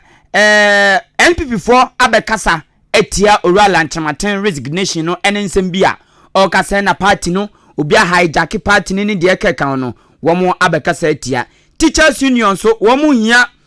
womu pese SHS calendar mu use no aban yen sakraye ewom womu nyen sesa bi ewom eno ne adesrede a womu ede aba beto abonten ya ehun nsem eda no mu sei na enche bia na ebo mamane se asoye womu hwe ensrahwe bia yeso womu som betete enipa makomako empimienu 2000 ewo French kasemu bonjour la paix dapudu kokonte la paix womba be kire womu se de bia e bia owo Kakum National Park anebia wo Bote Force anebia wo achimman so aprokumasi big tree wona wo tia no on reception to no na tia no na wo gi krofo awa atu tu say ni panesa de be ya wo betunya ka French no ene brofo ena impo Ghana kasa no say amawdo fufuro bi ba sei na dodo na so eka French kasa ndombe treni ni pa makomako empim no enho asem ena daily graphic de bokrata 18 hu mimfiri man na menko de bokrata ya tudin Ghanaian Times de bokrata ya say Ghanaian Times de bokrata ensamso bia adwudwa emu achamienu ewo dole enamso ama ye hye woma eyusu saa kwan no ede saa kwan di dwuma no ye hye womo se womu ntua sika said bi ombetumi adi ho dwumadie enwa asem krata yi adi aba na yese akwanhia wodro a esisi wo Ghana afi we nkwa fiti January abesi September bosomi amno kasei akwanhia nko a akum nipa apemba ko ahanan aduasa miensa 1433 womu na akọ January to September nko a this year enipa car accident akum wo no ena emu empim du asa aduosianson 10367 epepra emu odin wow ano odin dodo ti 1433 no madamfo agei ane brasiese moto ofi FM nchen ho ni nua be ma ye fe no suman oka ho bi wo mka ka ho suman nyame fa okra nsie yi nyame fa okra ensie yi pa asante achima menti abemu abako pe from ya Ghanaian Times the obokrata ena de sa amanie ebaye na NPP is not hijacked party no kire say nyanukre de ala aka no nyanukre aso ahan na ni dodo te sa bo aprekesmana o kagum hwana hijack no obia hijack party bia omampani abedi eche Dr. Alhaji Mahmoud Bawumia kasa ewo the Chronicle the obokrata mu na asema omampani abedeche Dr. Bawumia kan say voters registration na ekosui ono a sheda ko center saudrobi eno konkran center saudrobi ko hwe se de dwumedie ni eko na oso ko miamia udrobi a uhwa koda bia ni mpa ehrodo utumze onyi ni dompemu nyi wa hwa koda anim ene ne bobra utumze aduane apeni bedi no akoda yi ontumi ndi 18 years ni ebedi no ontumi ndi nanso ya piano no him so onye voters registration eno na mampani abedeche Dr. Bawumia a opeso betu franka ama NPP amanyoko no ka che obi bia se awofo ni titru se awofo ni nyai se wo mu piapia wo ma ema party fo bi se monye monfa mba no 15 years na wo ze ama ni tiso na fusu so kama wa ye nufu ye nto ntakora we ka zodi etia onyindi fano ko ampanso na party ma wo ma na namfuma ye bewe ye mo hwe no no ma so wo mu sanchen ne de wo ko registration centers ni akọ register wo enti nkwada rodo honam no mo wo hu aduane mu die honam no mo ni register wo mo eno na Dr. Bawumia etu awofofo say se odo ba onya mfie dun wotwe mo obi so anko register voters idea twumfiri hu na enye kra twumfiri kra na yechewa kwaso be hye papa The Chronicle the Boka Tasan Bamane say omanfo be kaya yetegane yanka bi nshem de eda kosoreti ya ne se eja ato kejeti adwam enye dwowe na santimantem yesi hwan wo modin bi om de frɛ no Dubai anaze den Dubai ena eja tom ahye no dwurbe enam so ma de hye sika sei wo mu ne mo ton bibia condemn na abredwa hyi ye ena empenfo odoko no mokɔhwɛye ebinum hyɛbɔ so aban no bɛhwɛ na wasi ampampa so aban no de ɔse ɛyɔyɔ ɛma anche bia ena contractors ɛkɔ site so mu frase asi kejeti adwa eja tom no na ɛno no mgusu ya adwuma na no aze adwuma no konya ena tete se nkuruma na ɛno na adwadufo yi ababonten wo ma wa santimantem ababonten se aban yi adwuma na no adwuma na wo ye no wo ma free site enkoso enti so ma hu empunto bia wo hu animanim yei oye kye wo mbeye bi te se de achemodan wo mo ye wo ye kye fefefe twetwe placards so ensama nkese no mo de nkam baje de chensa o se hu de nke demon angaza wo mo gaza mo ye davu wo mo gaza mo ye demons angaza eno mbe twetwe enti kumasi adwadifo ma ena adwadifo ma ne mema ni na ena ebo aban ne henya se wa meye project na wo mbe ye oye kire ehun asem de obokrata yi edi aba twetwefo panyinima NPP amanyoku no eyowura Justin Frimpong kodua etwanetia FN JFK o se NPP amanyoku no wo mo ene betumi abu wotwe no se kotwere na wotwe no agina no se ta wo mbebum na o se nya butterfly no butterfly man de obeda bebu wotwum ana betumi abedi nkunim ti o se NPP wo mo ana eko ntowura General Secretary ma NPP amanyoku no wahye etitaifo ni na se obi anyere ne ho na 18 de NPP betumi abum wei eye the Chronicle de obokrata musem a odebaye eno no the Daily Dispatch de obokrata ena madruso oyecha ekoso na fuamiensa ewo nkramompuni mantemu a yato eye Democracy Hub Group womo na de so oyechire ekoso a womo tu din se #Occupy Julobi House odibatwi ma chese ye koto ahye akromfo fiezo na akromfo fie de akromfo nkwa na tim entomo nkwa koto ahye so enti demonstration wo de tentam first one ye chichi ebinom ema enwene se ade achiom de ginam ade achi biom san de ginam anwumire kura ema Stoneboy mu na de mo ko gym se dabi Ghana fo ti ya me MPP NDC ye be kasem na maye de se efata ampanso wo mo yeye na sa demonstration ya kwasu wo ma eboaboa edoma no ye organization ye bibia no emu baako eye vomawo na vomawo say omo ba be demonstration no National Security Minister onumnyafo Kandapa eka kire ne say wo munyai obema no 10 million Ghana cedis wo munyai why no man say sika no munyai enti asema vomawo abaka no ena owura Kandapa say me 360 me mama 10 million Ghana cedis hweme no twa 360 kra kire no say me enfa na me 10 million Ghana cedis enti papa nsi da bi owura peso oguna ni ma asenti wasiu no ya wasiu no akata de ho a ensem aba eye the Daily Dispatch de obo krata odumnyafo kwamena Battles ono nso ena eche say Alan K is a finished as a politician na say owura Alan Chamatin o che say wawie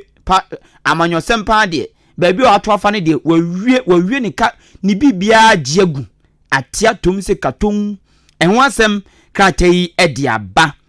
NPP amanyoko ne so mayi owura Ntramaten ano ewa anum se fefefe se obi a hijack party no nya ne kure ho na hijack party no enya ne kure kura na Ben Efson ayo obi a otatulo to pa na loto nzo to a etabo Ben Efson say Alan Ntramaten free wa free NPP party ni mu no ebeboa man kabom ama no homene so papa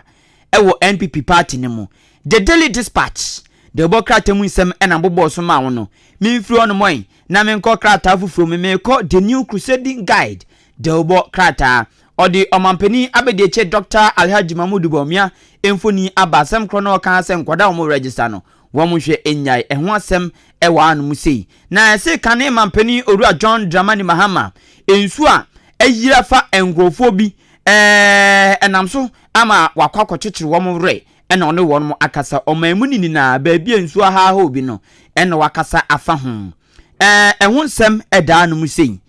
afi nso ɔmampani nipa ɔne ne yɛ adwuma sɛ ɔsoafo hwɛ Ghana yisikasɛm so onimnyafo Ken Oforiata ɛna ɛbɔ mpenfo abiaba so sɛ nyame adom wɔn ani ɛkyerɛ biaye pa baabi a wɔn keka kɔ no ɛyɛ pa ɛho asɛm the new crusading guide the obokrata no ɛna ɛde bai mimfiri wai na menkɔ krata wofro so ɛne de pepa daily guide the rubo krata daily guide the obokrata wa abro owura lanchamaten ɛde resignation information ne ba bonten se wa free MPP party ne mu no endi minute ahi bia donhwera ahi bia ɛna akɔ asantemantemu a chairman Emma NPP owura Bernard Entwibo Osiakon adodo na afa ne chairman wuntumi aka Brofofun obekasa ye na kasa na ɔtwere krata ɔkyerɛ se hwɛ mintumi nka hwɛ kra na enye krata me brofo a me twere dia oda se yenyi align the posters in Freetown ti end your tray letter wan kan brofo na no ode ne sa ne tray ne sa ne na adwene tray chama wuntumi letter de ba bonten after alantramatin resignation no ene say or share MPP party ma say with immediate effect and manimu ya no womunko MPP party office bia wo Ashanti region no mo wa wai ade bia alantramatin ahanso de ewo ho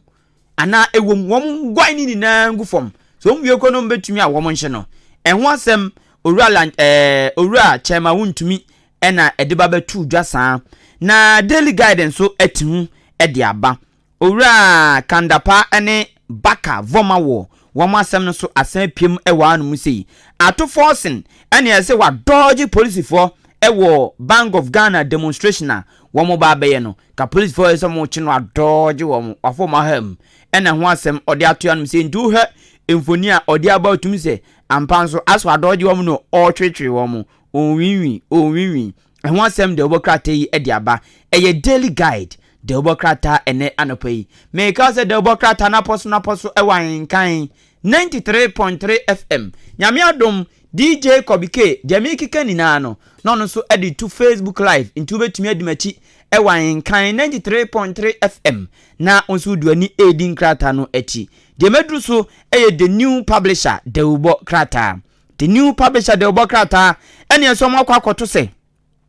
papa bi ato nananom ewonse do eda baabi no so nya baabi a se ejanan bia wo mu si dan mu ejanan bia wo mu si afino mu si saa dan ne mu enom koto se nipa no awudem krata na amfa kurukuro anka ho ti se opeso hum ye pa koto the new publisher de bo krata no na ekokenkan sanse we de naposo ena me oboso ama you can go bye we wish you well NPP amanyoko na eka cho rala ntramaten se obetumi akọ bye ye ma otiri nkwa the new crusading guide the obokrata ena this asemi ebaye the Ghanaian Observer the obokrata kandapa asem maboso afi NPP amanyoko no ena empenfo bi etu woma episode betu frankanfo se wom totoye nyomo ye ensem mo ka wom ho keka a wom di kwakohia abato November 4th no wom hwe yi ba kokobo ene afutuo akwa ama wono mo ba omi asema boso NPP asema boso minko daily analyst the daily analyst the obokrata ena say Ghana Journalists Association and 27th Annual Media Awards Committee womate ho asem krata no e dia ba NPP amonyoko no so aka asem foforo e wo daily analyst mu say alantramatin fra wa free party no no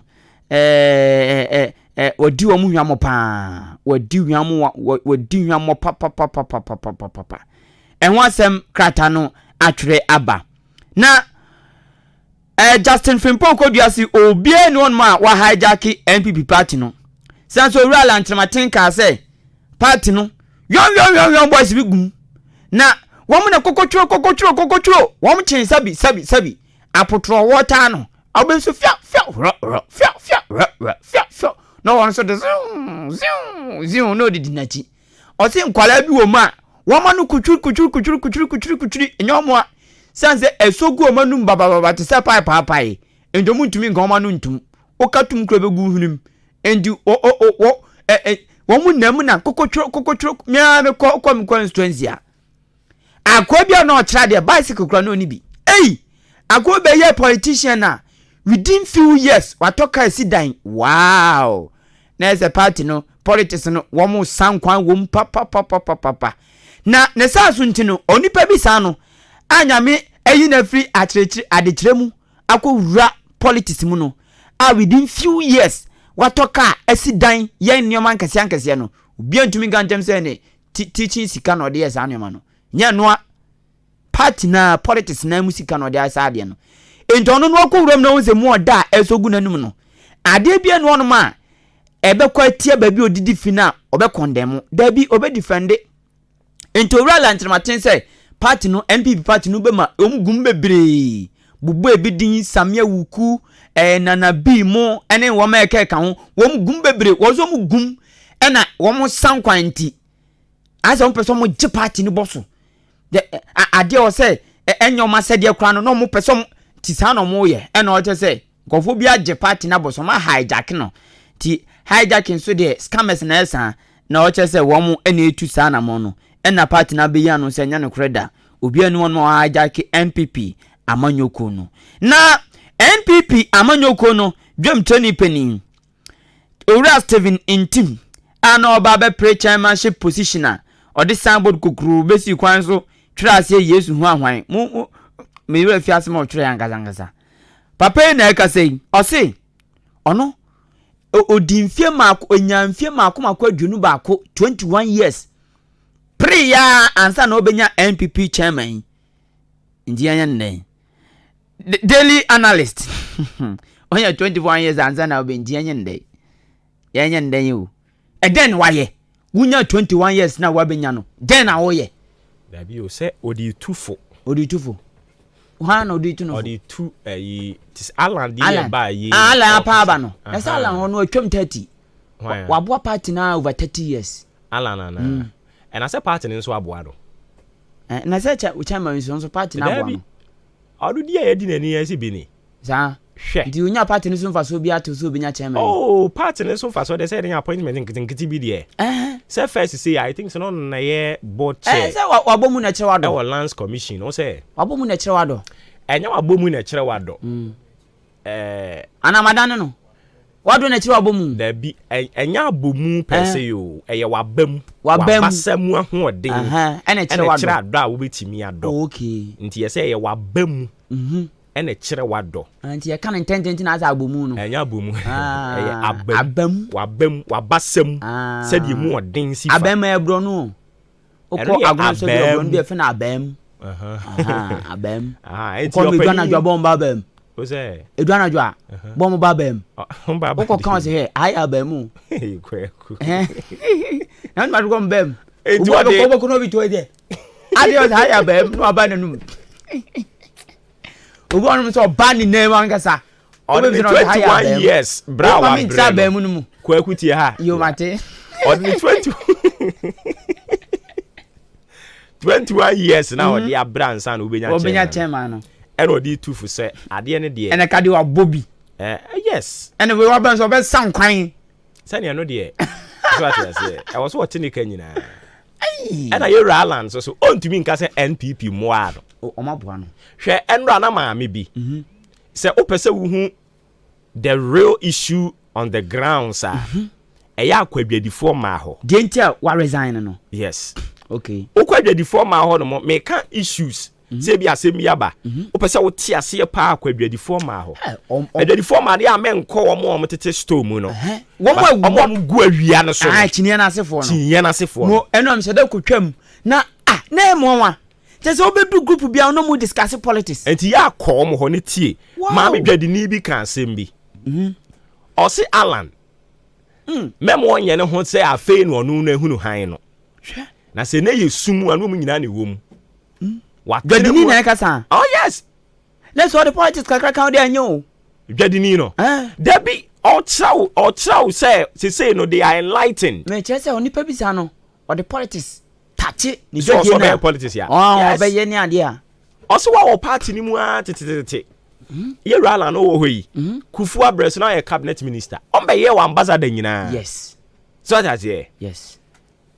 O mampene Kufu Ado ba ya. Eno so ne first and second. Ambassador no some force na oje. Ye force no oje ye. No. But say no, oje no person positions no be so be di about betina chiri. Ministerial appointment na no so ompe. Ena omo di friend no so ba ambassador no so no so mo kanya. But oje ye. Oje ye.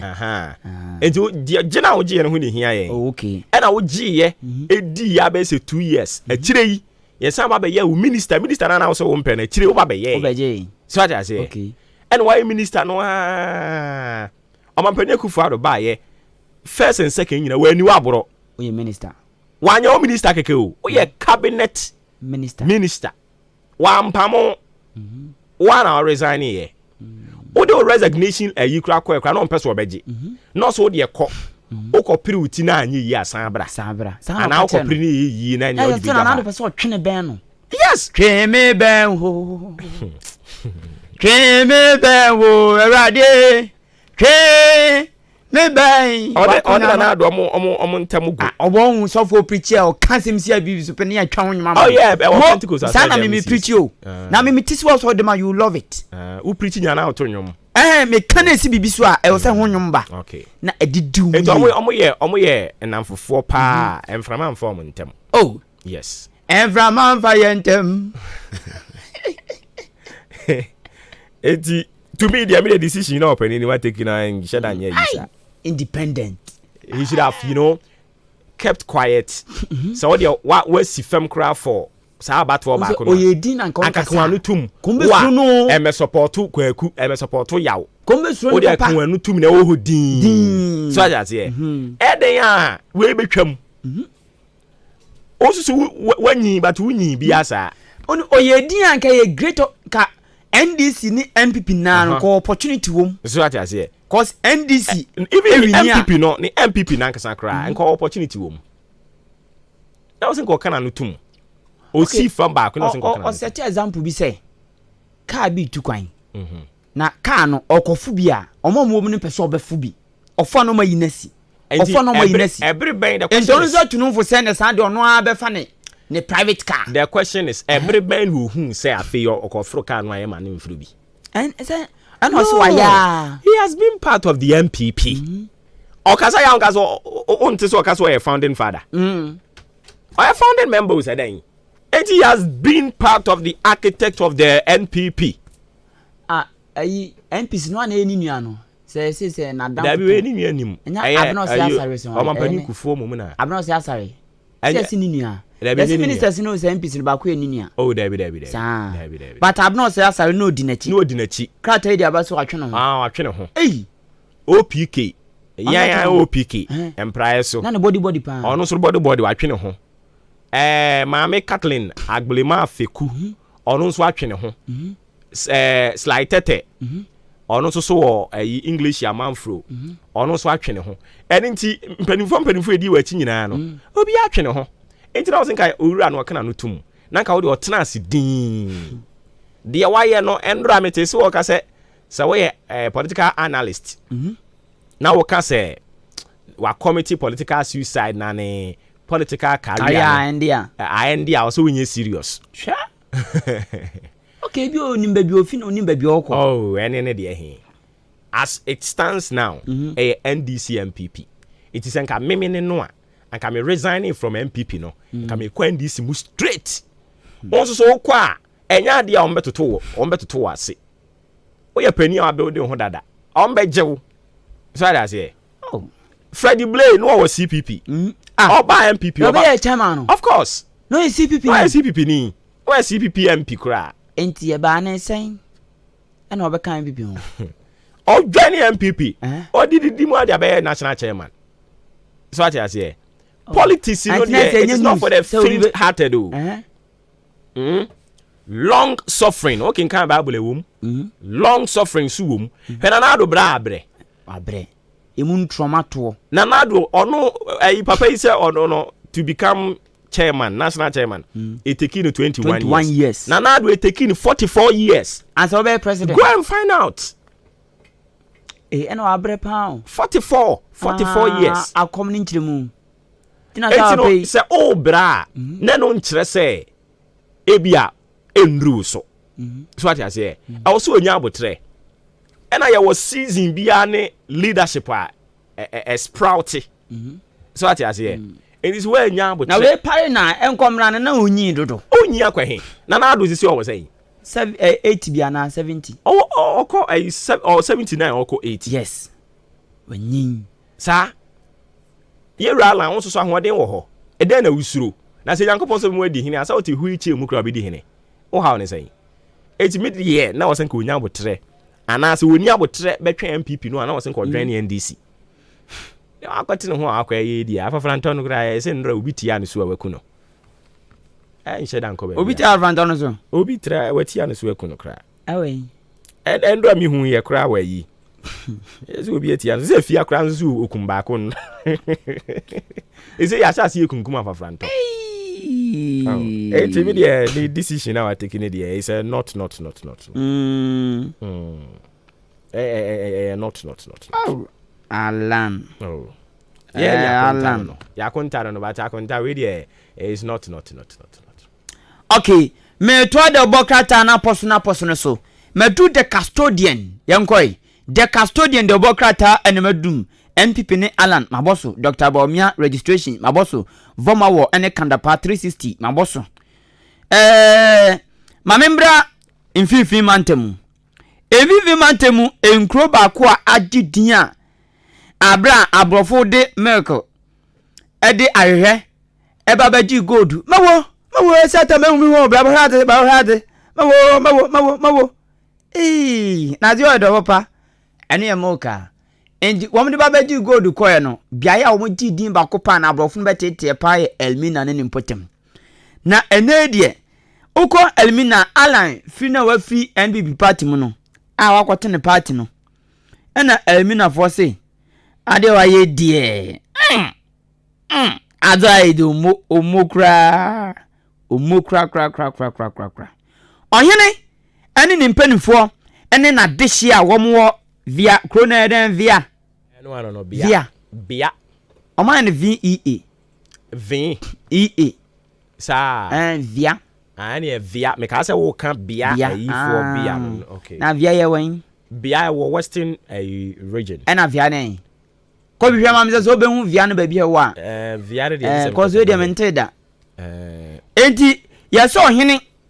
krata be na okay the custodian oh okay down hono mokra wonsani mfa okay ya so hene ene na hemfo ene afi adehye wo kromo no mo via hono mo no wo madwalai papa na omato nkra ma aban ne say wo mo bridge na abu no sa aban a meye na animanim ye a wo mankasa ebe ye omade wo mo abe ye omade na omkusekuze na ahwo mutrim the custodian da obokrata ena ebo sa amane mentoa esoi the finder the obokrata alantramatin ya Elmina for Lambaston waha general secretary ni alantramatin waha ena afi yes traffic control measures on the Temamoto way begins October 2 October bosom ne de tosumienu yes traffic control hyehyeye ebefrase adudwuma ewo Tema motorway kwantempon so the finder the bokrata ene bossa amanie dia aka no oboso dada Republic Press the bokrata munsem ena mede to aso amount okay yes Alan oni o mato kwanta no wa anum sei Alan Chamatin wuntumi trade babs so mun wa ni posters no nti kata record wa twamfoni abobia start wine all one so start free baby so wife ni tiri ho ni poster no o wife ni tiri ho ti wa wine we ehwo asem aba e wa anum sei Kwabena Battles and o just say Alan ne political career no wa manasi Bunu East ezuyiri ama na homne so ho na yɛse asɛn nneɛma bebree ebubu nkrɔfoɔ dan asɛn nkrɔfoɔ japade ɛne wɔn nneɛma bebree ɛwɔ Bono East Corona baba nso me hu kuro ni yie ɛno nam so ama Republic President Bokrata no atwa ba hwɛ sɛ deɛ ye ensu yiri oh dabi ensu ho ɔden dodo deɛ mdi twa to na no pɛyi ɛyɛ the Meridian Delbo Krata ɔmampani ɔkasa tia nkɔda a register ɛwɔ ase ɛna afi kandapa ɛne vomawo mosoma trend pa ɛne NPP a owura Justin Frimpong kodua se obia hijack party no nso ɛno nso ɛyi ne ti anɔpɛyi medi asi Brian Champon try so contest MP 2004 almost disqualified no 2008 or contest ye olusuye 2012 or contest ye olusuye 2016 and san omogina tum 2020 almost san jeni to mu bium anto obo mo abre pen yes okay it for sacrifice yo hwe na odi onim yera na akra de so no opemampani na edi obi pe assembly member edi keke ko hwedi ye di nani ofom ho ye woni padi bo no mo a omo sacrifice a minimum bi o se me say me sacrifice ni me nya hwe kra na say me party wa ban mu a me okay we have people who are sacrificing otunani abeto obi anim so at as here also okoda sorry na or the two otie radio or her TV ni aka so we any party na wa ban mu a also you okay. Do you know the sacrifices people are making and they have made, and yet they don't see any reward, but still now into long suffering and they are a part of politics. That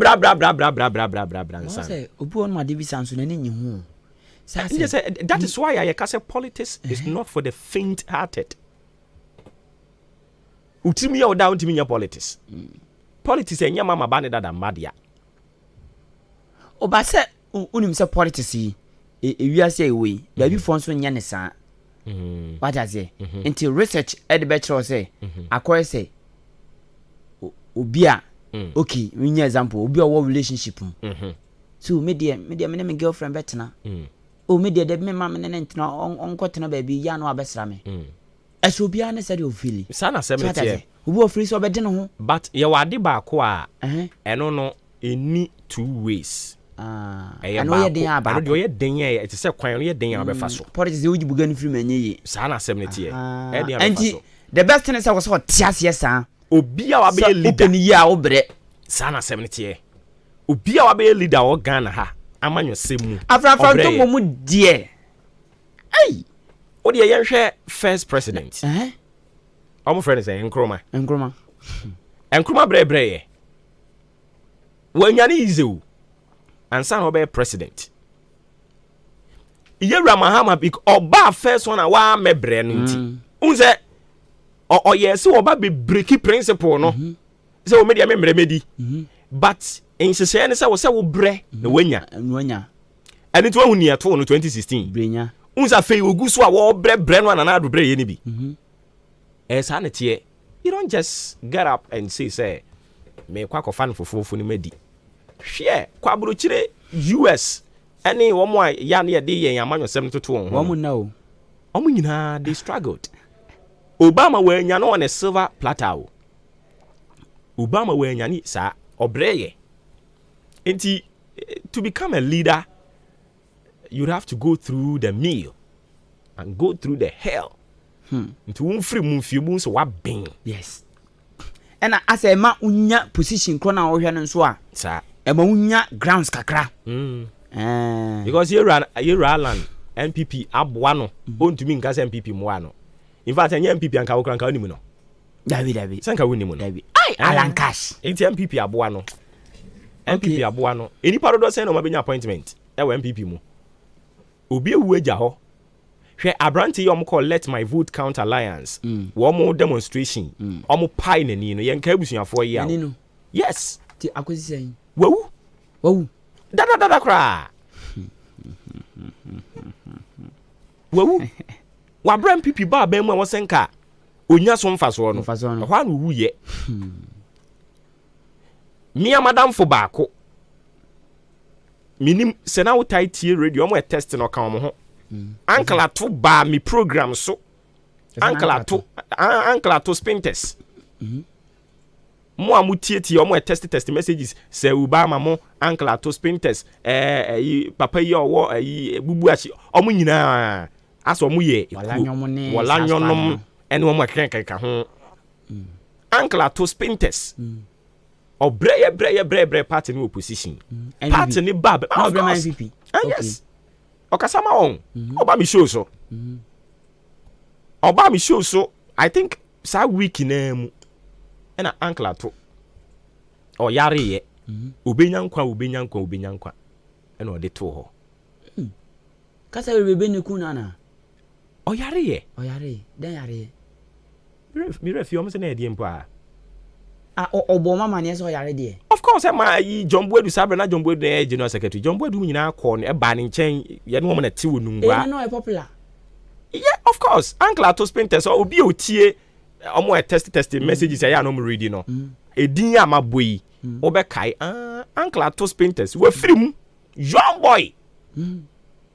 sacrifice ye nyina we nya bi ani but wo party ba ba mu bi a we nya appointment party ni ba ba mu bi a we nya appointment the reason ti akwa wokọ no enhye dan nye bibi ti said ye tsunami kese bi na esinu no because enkrofo hunu se papa yi ase party ni mo wati modern party ni wadi ni yie party ni wadi ni yie enti yes leadership no ne wa mo nhyehyeye no nye nyina na wo be ya adwen but said ye wo kan ye no uwa kwanya so kona na do ho street me nya sure se ye Raland e ka se mpese me hu na na do a o me ka se ye ma hu no o me ne hu no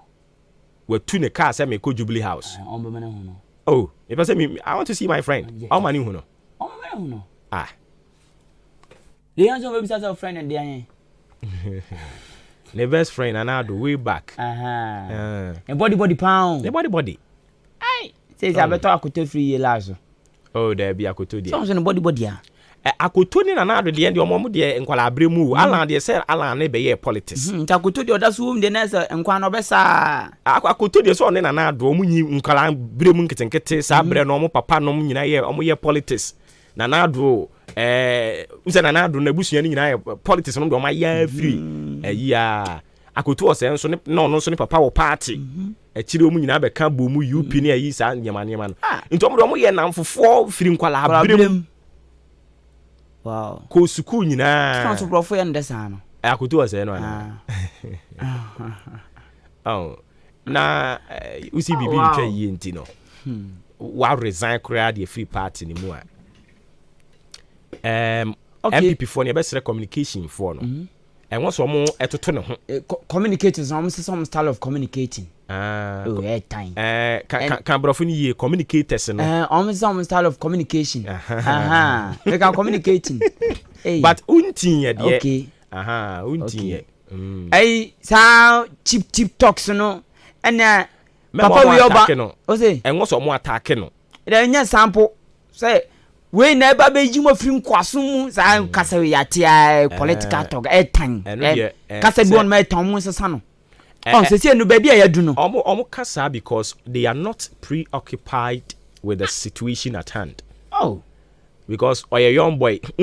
yeah why expose to cause I no pay ya me bana me titi obi afre ai papa we never be jimo film kwaso mu ne de kwaso de this omo style of communication atwam so omo party ne te so enti opeso just na do amamu ni kwaso on no kasa fa yi Sedu constituency ho no kasa fa yi say why na be yi ho afiri nkwaso say NDC man bi ba na be yi Sedu for afiri nkwaso Sedu nje say Tajudeen yes the work is no obe yi Sedu for afiri nkwaso mu adomo nkwaso mu I don't know ana debio ya so ya obi na to aduane mu obi di I don't know Sedu for obi na to aduane mu obi di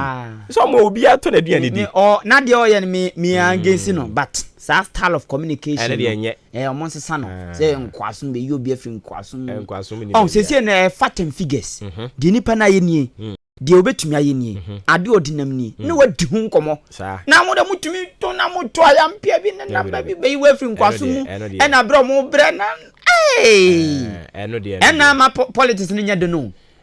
say eya na e fa so say ko fatem figures a ede akwat say schools mienu ahia ye debate efe ede you see 2+2 o say 4 adin say 3 adin say 4 mo o so we bia me say 3 1+1 metimi de plus nso aka ho aka say 1 ebe plus 1 esa be plus 1 a e 3 o say da bi plus ne kire nka bu enya tem didie nya tem didie ne sa cheap words abro akra ka che na ntumi fa convince no enti kwaku ma me na se na ja na me ko ide na atiefo say no to duabo okay omo da se papa duabo kukuru nsu jaye a keke be jaye sa na 70 ba kukuru ya nje se kunipa na me ka se kukuru jaye a keke nsu tumi jaye eno nje se kukunipa da bi yenku but onso ye de ye nsa fom so de o nti wo be she da so akofo de yemfom modua ya shada bodua banfom so de nipa tumi fom o shada fom obi tumi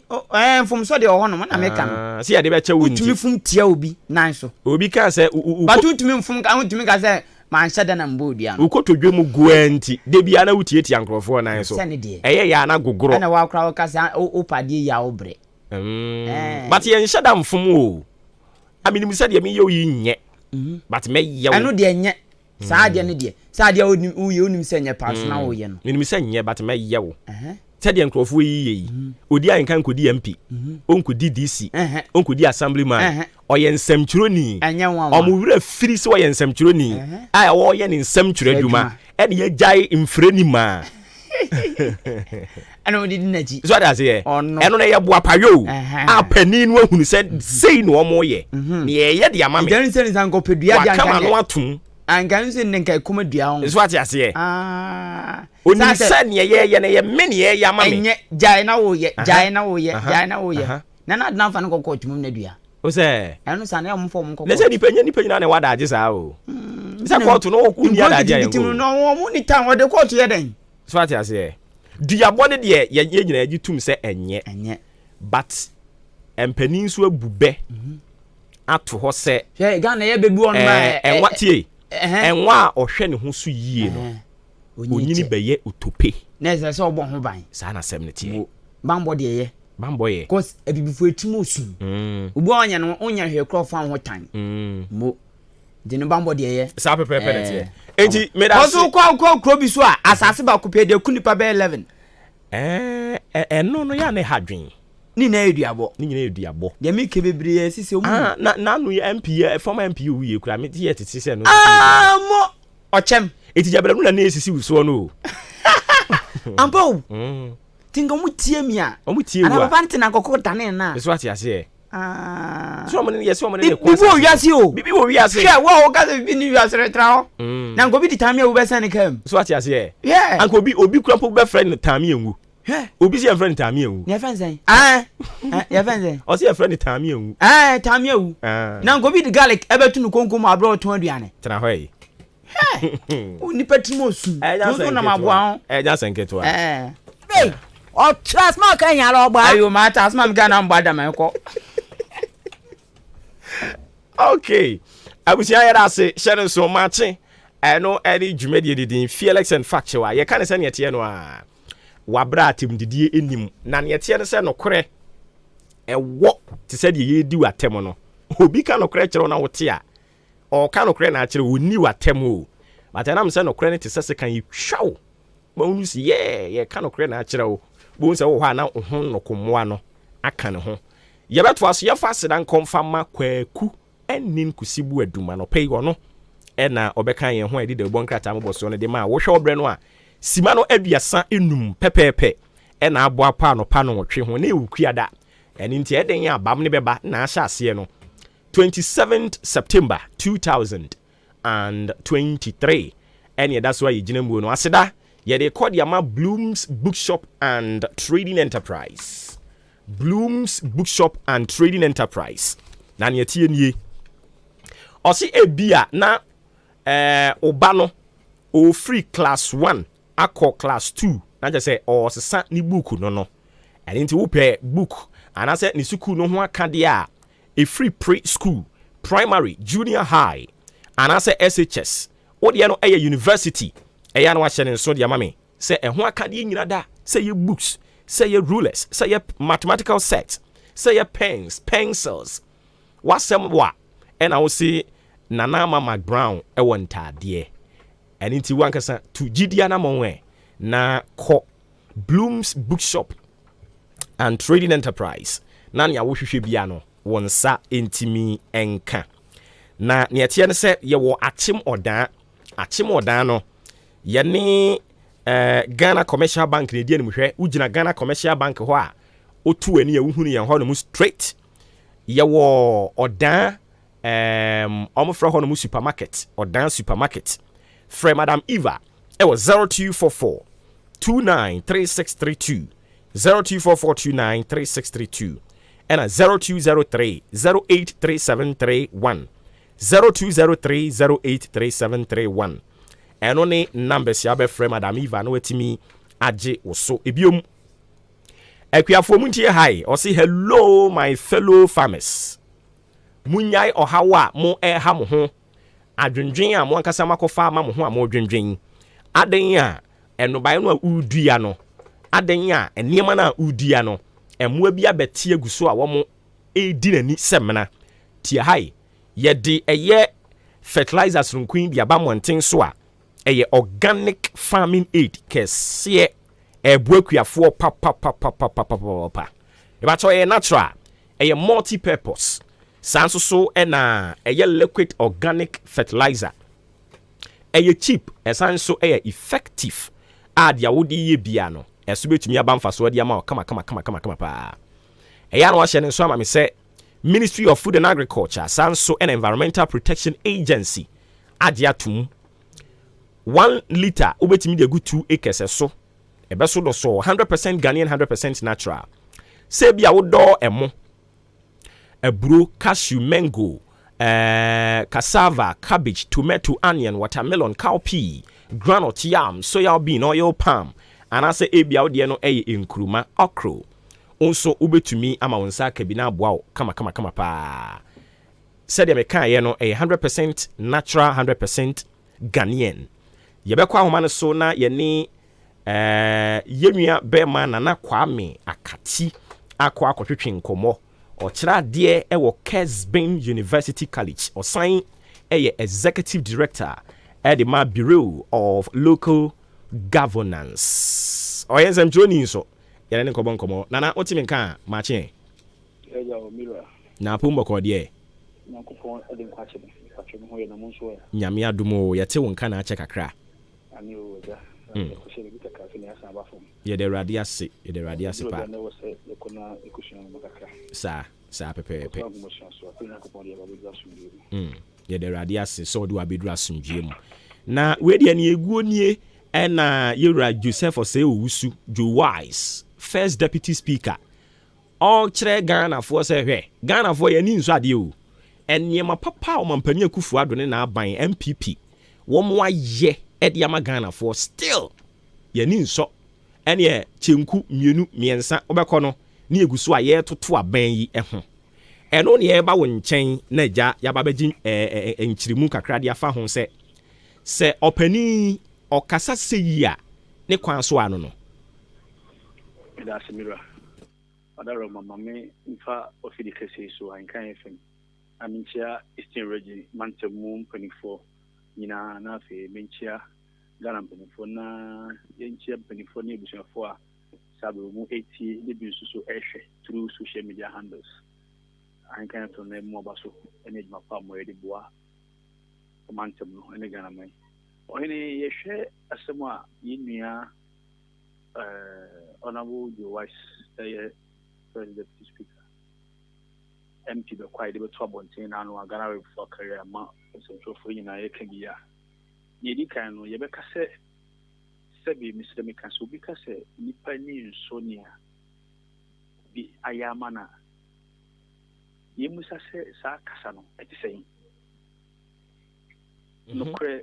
aban ahodo bebre aba ko MPP aba NDC aba MPP asamba NDC aba and the MPP asamba dio obi eni fa obaye ana meka se aban be no obaye wanyi bibi ba ko na emi obi aba wo ye de ono na ho di betumi eni nia o mani sikasem be manaye ne mum no asebizan se nia NDC ye ne so Ghana fo ani ana se esom yembo asebizan se de MPP ba ye no oye ne so Ghana fo ani ana se esom yembo untumi nkase obaye wiase ne menyina ena aban bi eni ho obaba ne ananra ana ochina oye ne so omanfo nyina ni na so asema yimia MP honorable speaker kan no media mechanic people so wan kan yi esanse yemusa se de na woye ya so ni panyina ni yen kan Ghana man ni nyina yen ko ono ankasa ni pehya so yemusa se adentina enso omanfo ani sebe yene teso ndo so wonko bio ejitum na yenu awo DVLA ena oba masem yefi at the same time professional or say legal person sebio Mr. Meka menyi ni se di pe ba ba bia be ye bibia be so ni panyina ni na emu no o ka se ni usika no se sabe pe na o ka no wo fidie so dia ka be the missing people say antwa yi ana wa nkasa yi ye ni a obetumi se meme ni wo no a ka meka se ni betumi na ye no na ye sre se omanfo no ye ni ento aso nye because we ma typical example ye nyina ye Ghana for obi teacher ni wodi 2000 cedis obi ye adwuma fro ema oman no MP ana minister ana chief executive obi 300 million na ebere na so nyina ye ni mba so what I say obi say obi a wona adwuma a wo ye ente adwuma wo ye no akatua ne de ma wo na enso so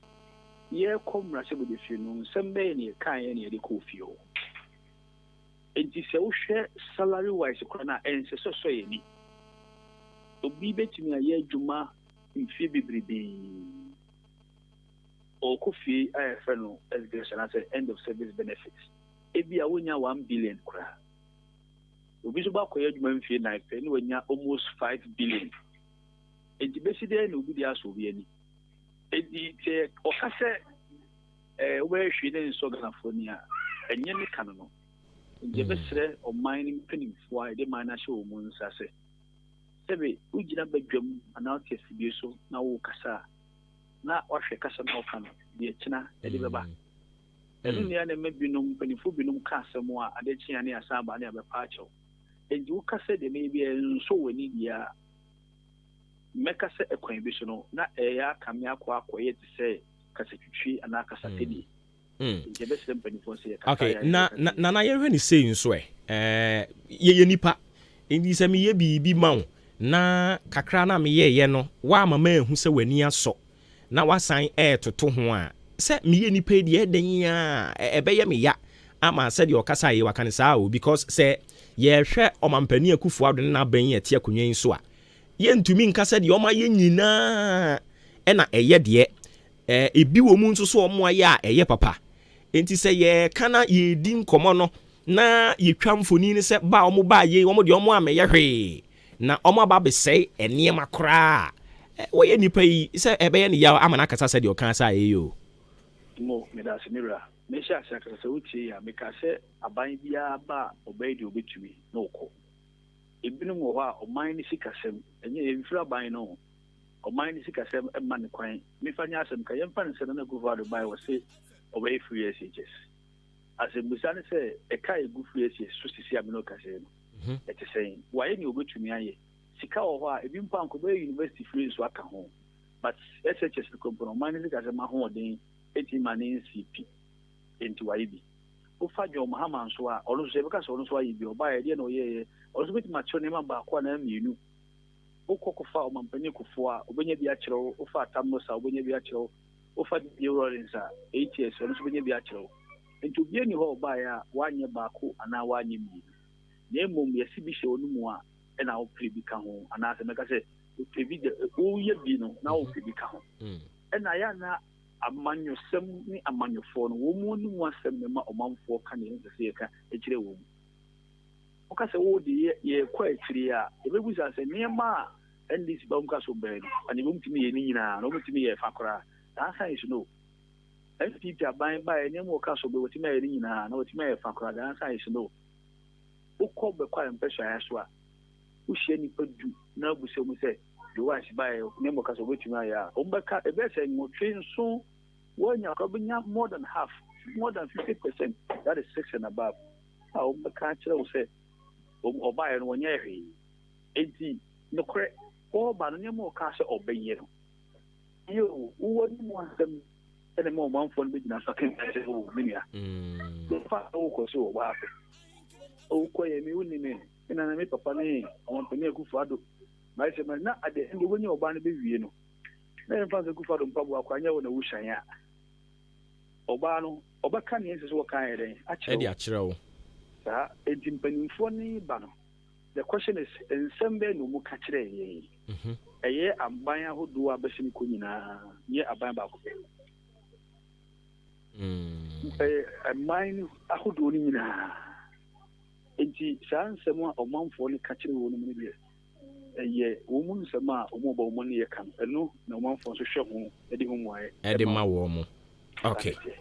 nana ma yɛn ase na yɛmfa nsi ha bibia ne yɛbɛsan aba wo nkyɛn biom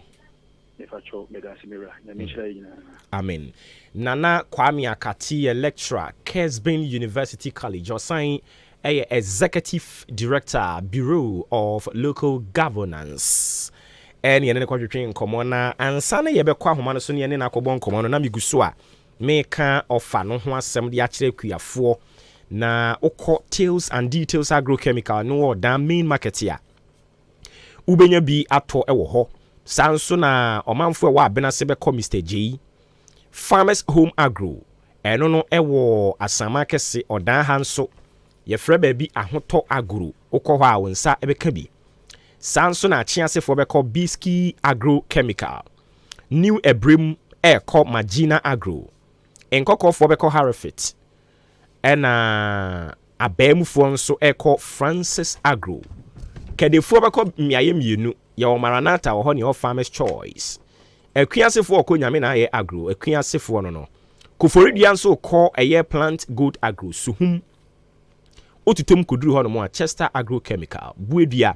ɛyɛ Showway Agro Asuom ɛyɛ K Danso Agro ɛyɛ na wahyɛ ne nso sɛ ɔfa no wobɛnya bi atɔ baabi biara yɛtɔn kuayɔ ho nneɛma 0257315132 0257315132 ɛyɛ number a wobɛfrɛ na wɔn agye wo so afei Jubilee Hospital nso sɛ menka nkyerɛw sɛ wompom dodo wopɛ baabi akɔsa wo ho yadeɛ a ɛyɛ Jubilee Hospital na mekamfo ama wo OPD no wɔ hɔ mepakyɛw yade wa biara yɛtete wɔ no tofa hɔ yɛwɔ adɔkotafoɔ ɛwɔ hɔ wɔne gyina ɔnan so 24/7 gyina hɔ na agya yare sɛ no yɛ OPD no ɛkɔ so saa nso na neɛ yɛgye wato hɔ yɛ inpatient no nso kɔ hɔ lab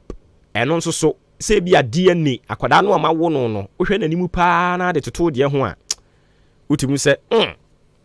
enwiemu yɛ aba mu sɛ mo pɛ sɛ mo te mo ho ase paa DNA test mo nkɔ Jubilee ɔbɛyɛ ama wo mo pɛ sɛ mo kɔhunu mo family blood group anaasɛ type ne nyinaa yɛbɛhwɛ ama mo pharmacy ni nso nie aduro biada a wopɛ wokɔ hɔ no ma wo nsa bɛka bi antenatal care ne apemfo ayaresa kɔ apemfo ayaresa ɛkɔ ɛne nti ɛno no yɛde ani bɛdi wakyi a kɔpem bra wobɛsua asomdwue mu ɔhaw bi a wonyinsɛn ho obi wɔ no mu a wɔse wonyinsɛn a wohwa rough obi wɔ nso a wɔse wonyinsɛn a ɔno nso odidi basabasabasa ne nyinaa ɛyɛ ade a doctors no mbɛmo akwankyerɛ mu afutuo na wode afa ho ɛno akyi no yɛsan ɛwɔ antenatal wɔ hɔ postnatal wɔ hɔ theater no ɛno nso so surgery bi a wɔse yɛyɛ wo maternity nie ɛbrɛ no so na sa awoɔ no ka wo a tofa hɔ yɛbɛgye wo awoɔ kama yɛwɔ ultrasound ECG scanning machine wɔ hɔ ɛmɛma no bɛkyɛke wɔ mo prostate saa nso ɛna ɛma apemfoɔ no ɛbɛhwɛ sɛ mmɔfra no da yie anaasɛ wɔ mu nna yie mepakyɛw ɛfiri wo tiri so ɛkɔsi wo nan ase baby ayade ne hye bia ne ye twe apia paapa ne tantan so e de aduro ayi afiri ho ama ho atɔ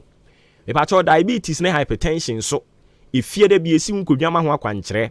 canteen de enuane papa nko a e na ye no awo ho insurance ye gye aban de na nkrankran de achemodan aboabo amantra twene ne so e na wo be hunu Jubilee Hospital wo be frɛ 0244 575799 0244 575799 eye number wo be frɛ sanso e na wo betimi afrɛ 0241 784645 0241 784645 na yentimi enyo so kama pa e ba cho ye running ambulance service and into 24/7 o frɛ ye ne a won sa ebe kan yen eya na wa hye ne nso e de amame na ene nso so enkomo no yegusu a ye dibie ye de aka nyina de beka ho e de amawo na fei fela maako mienu bi eno nso so yatie no ye de ni nyina ho nsem enso so e de amawo ene anopa wo show no eso ye beko so ade asedan so de amaboafo kakra wo mo adaroma e na yegusu a ye som wo yi efin kansan so se eye roofing sheet ahodo bebre nu na wo pa brane ho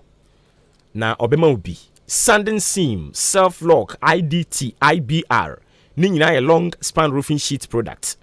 afei sizes on a free 0.3 mm akopim 0.6 ya obi aluminium alusin galvanized colored and a rubber ni nyina ye obi wo ho ebiem say rate caps rain cutters valley cutters side stream ye woni nyina bi wo ho a free 14 feet kopim 8 and adwa ye wo colored nails ye wo wire nails ye wo roofing nails ne akaka ho nyina and also so ba ya de se onsa bitimi aka ni nyina ebi China Turkey German metal doors wooden doors China plastic TNG ye woni nyina ebi achemodan Kia station ye ni die ni hwe wi akase na chi ho old CMB Cocoa warehouse wo tema ye wo odan hanso a Intiamwa Hotel Junction ye ben Ash Foam Depot no na ne tie ne se eho no eye blocks eho dwumadie enwea na afei aboba eho dwumadie ni di ne ho eni ntia bia wo si dan opese obeto blocks oba onsa be kan free 4 kopim 6 inches ye oni nyina bi sanso so na hollow blocks ebi wo ho ye supply nwea na boo ye sanso ma akwankyere eye estimate no ye be ye di ama okama 20 years manufacturer defect warranty quick delivery no within 4 days baby a wo bia ye de be ma wo obe free 0245 979311 0245 979311 or say a total solution of any roofing still anointing effing cancer no me pa chawo afei baby ye duro no me pese ye betwi ye ho aba ye ba enkomo no ne aka nyina ye de toa so e de ama osisi ya twen ye ba sisi ya wadaroma ho ho ho empenfo say bembensin so man's no ham so won sama born top and down correct na bibia dem a eye enkasa fabrics ai tie ni ye eye enkasa fabrics the whole Ghana so wo pe bia ye ton fabrics me kira material papa ne de pam tade otim se you efe na akono a ho na abeko enkramontin so ne ye wo so wa chim dan ni potem ha na ope so wunya fabrics etu ni duduom ebeton a bra ne ntwa ne selewa ema wholesale price enkasa fabrics me kam kira wo opam de akọ wedding engagement birthday party anampo eye se material ne da ho a na ehome asempetia me nka ne tenten so wo top product free enkasa fabrics a wan kasa no on kasa ho eye enkasa fabrics we echi akwan e wa Accra ana frayen e wo 0243 422 591 0243 422 591 enkasa fabrics say mam wo kede akwatia oda manso aboabo asene abo ani babia wi hye bia se ye pom ha e na upe fabrics papa atode a enkasa fabrics e hwa na abeko enkran wa jibabia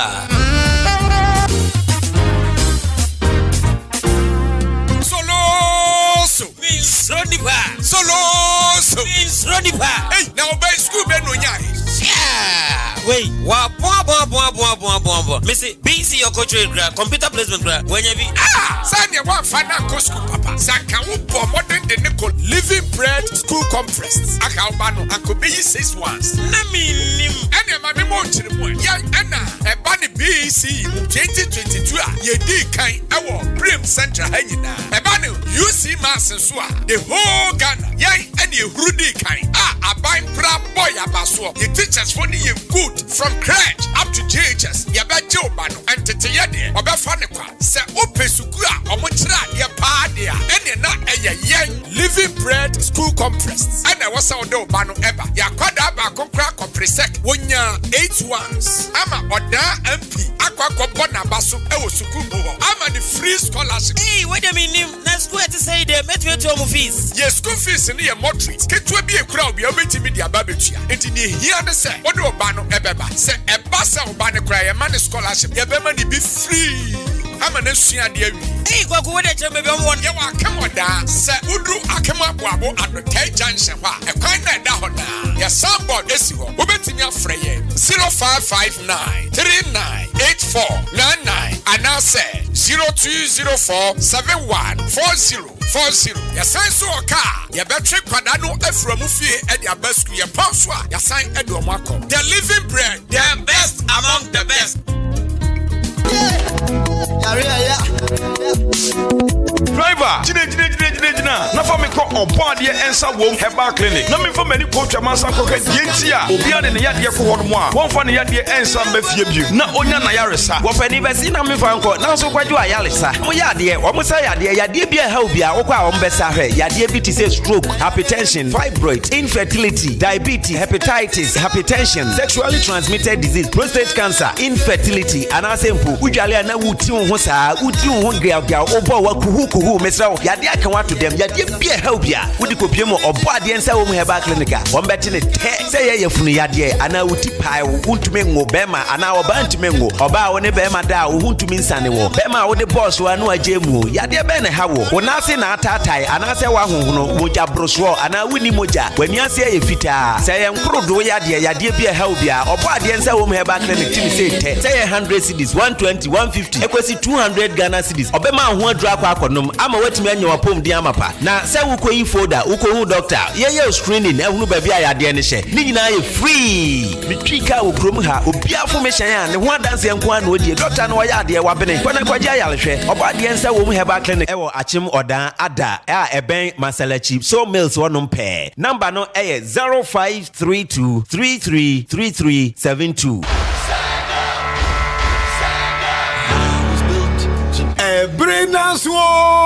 Ebrenaso Ghana Premier League 2023-2024 season. This is a soccer season. I'm Beja, your best radio station in the East. Ahenkan 93.3 FM at the solid sports presentation and the live commentary every all the league centers. Bro, Shannon Self Frames Oil, Energy on the Go, and then Ahenkan 93.3 FM. Edwin Tuma Boma, a few way Ghana Premier League, you know, baby, be a commentary button from no. Yejina ho, Frames Oil, and Ahenkan 93.3 FM, and the commentary. Bro, Anuti, so we are driving in now perpetual papa, diesel papa, fuel. I would be good cam, Nedu Bakwa Jojo, Nedu Abajojo, Mankwasa engineer dia, Frames Oil, yay any affordable product, say diesel and petrol, ya wanted to form you be idea, Anuti. Baby be away on Shankania Wonam, who Frames Oil filling station per Buffalo, now cook boom, Frames Oil, Energy on the Go, a few way, Kumasi, Asante Kotoko, Matema, Phobia, Accra House of Folk, never say down till the bones are rotting, Great Olympics, Olimashi, Olinquason Conson, Dreams FC, Mediama Football Club, and Avufra Aka, Messi, watch out for your sports host, Joshua, Kwabena Ejanim, Enna, Kofi Ejiri, the live commentary and Bremo live on Ahenkan 93.3 FM. Frames Oil, Energy on the Go. Mena Pasi was in social. Na Accra University Papa Menyamao and one Heritage Christian University College. Yeah, what am I Stadium Nechi. Very serene environment for studies. A Denema Heritage Airstrom 860 a Christ-centered university 24/7 Wi-Fi internet for students. Hostel facilities 860 at body shop for MOB entrepreneurs and also ready for job markets. ɔbra student ni bia wɔ business idea sika ama wɔ biebie wankasa wɔ nnwuma nti obewie school no na wɔyɛ business owners ɛna laptop really programs bɛn wɔyɛ BBA accounting with computing marketing human resource management information technology management BSc information technology ɛna information security ɔsayɛ BSc nursing ɛna bachelor of theology. Wow, mature students 25 years and above etumi apply afei wasi SSC GBC HND no nyinaa 860 also running 12-month specialized master's degree program MSc accounting and taxation accounting and finance MSc human resource management accredited by Ghana Tertiary Education Commission affiliated to KNUST and a UCC from 020-229-8399 Hey Jack, it's a bookshop or pass what town and I won't catch him. Oh, Bloom's Bookshop and Trading Enterprise. Asemna Woken. Say it test books, exercise books, pen, pencil, eraser, adibia, a fa addition hono. Would we reach them Bloom's Bookshop and Trading Enterprise on Sabekabi. You will book no any free crutch, ecopium tertiary institutions in Engina. Anything sorry, offices. And now web BA bookshop kase and I will pay books in the Gumwa. Also call on one sa ebekabi. Kai, Nation and Son. Say, ye Tony Doso Pum, Sanso, and I open back pa on Sa Ebitumiaka. Akim Odan Supermarket, Yeni GCB Bank and ED and Shenimo. Fraying was 0244-293632. And I say 0203-083031. Bloom's Bookshop and Trading Enterprise. Mark of Excellence.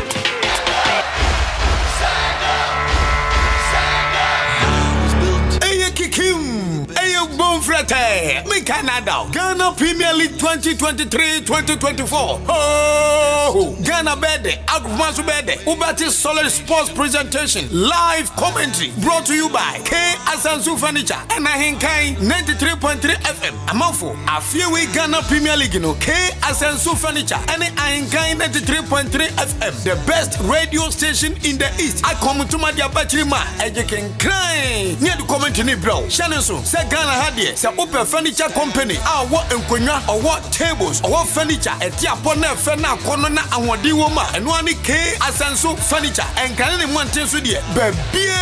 Obia to Namo Equa Codiga ever furniture on your money there and one K Asanso open bed, open konya, open table, open office furniture and a bibia for Nichia K Asanso furniture. Number say you, Yawajoye, one money I ain't kind 93.3 FM and a few way soccer season. I'm the live commentary every all the league centers in Ghana. Adi bro, na one edge league no. Eye Krobia Santiago to come Pimbaba fabulous. Anna phobia. Never say down till the bones are rotten. Emom Great Olympics Olimashi. Olympionson Gonson. Obet my Bibiana. Ebiana Dreams FC. Aje Adia Bonabo. Mediama League Champion. Ometum the league in Aquana. Anyeti. Ahenkai 93.3 FM. K Asanzu Furniture. Adi commentary with your pole from the all the league centers. Adi bro. Saupe K Asanzu Furniture. Etia Kwaya. Fre 0266-859598. 0266-859598. For your solid sports presentation and live commentary, Shia Joshua Kwabina Ejanim and Kofi Ejiri, aka AJ, on Ahenkan 93.3 FM, the best in the East. K Asansu Furniture, the best furniture shop in Ghana. Stand up.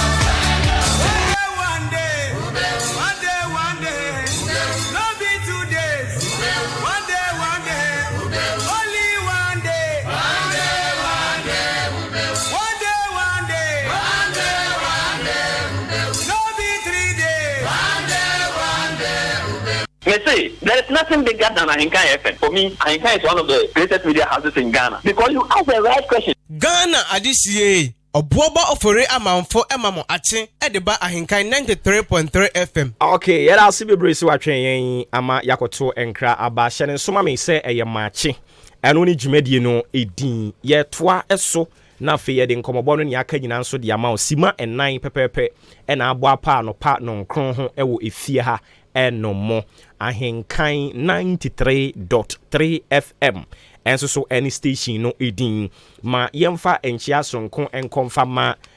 owura yayi yenya ne ntie se wabium nyame onhyira opa yayi na je se wabiebium ma omo wo sa ampotem ho no mu akamani junction ho ne de omo nyina wo bia enjoy show no sanso na driver of good vibes good vibes. Also oye adwuma free asubua ena wo de besin eba odan anope won so yema wache adrabafo taxi drivers ya magye atum na mutie enkwagye nsem no Awurade Nyankopon ka mu nyina mo ho yebekwa homa no so na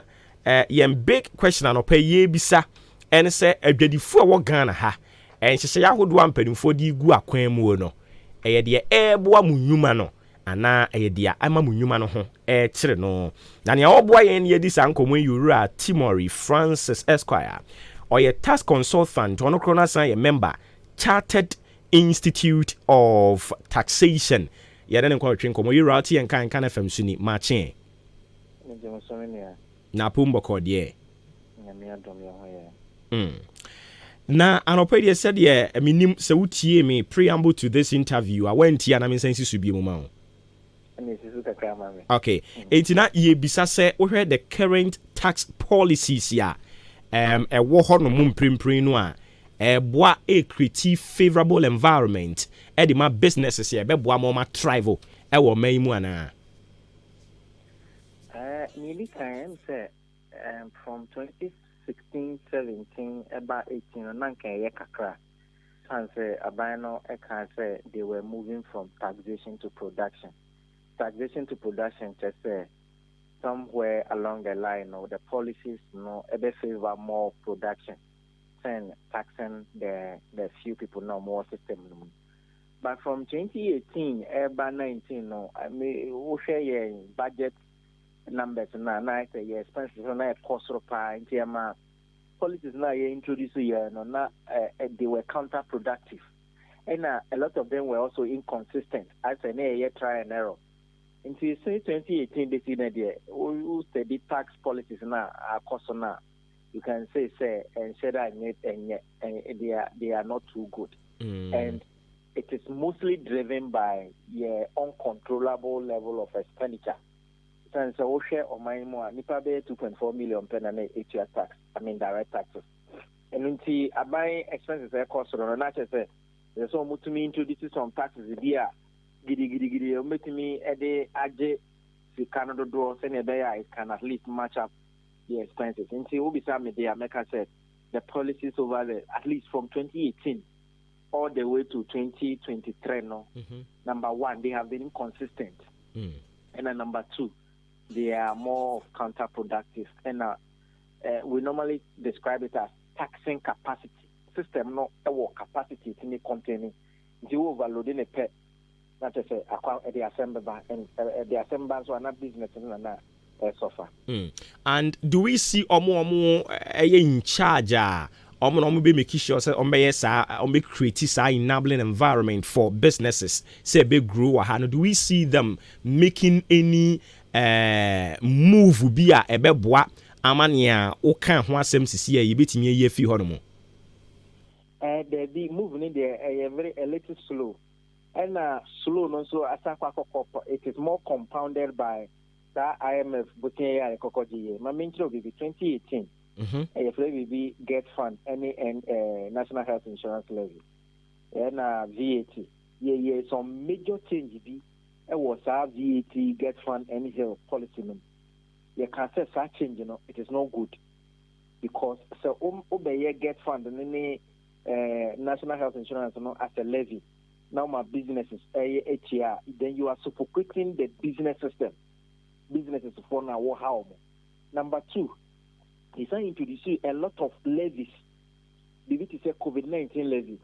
The to say Sabola tax and I had to petrol so no. Ninginano became very compressing on the business community. Where port, what they are there bar, okra the fair butcher now they bar. That is only a bit free. See, what? At the out on 10,000 crown. At the end of the day, you end up paying more than 10,000 in duties. No country or no businessman can survive in such a system. In a trade, Nancy, I am a VAD and Sakosho Mati. The VAT, Yama, so 15%. The amount nominal degree, 11. Say, me, now Kota, they are meeting our can, so at the end of the day, it becomes very difficult for the business community. Now, so you say a growth and sustainability levy, you can go to 2.5% on our profit. Yakasa, but I said the government, either they don't have an option because the way IMF is pushing, say yen change your tax system. No, na abano so ebisona. It doesn't. There's nothing showing. Say abano ebe ye bibi imprempria. Say ebe ya the business. With regards to a 20-year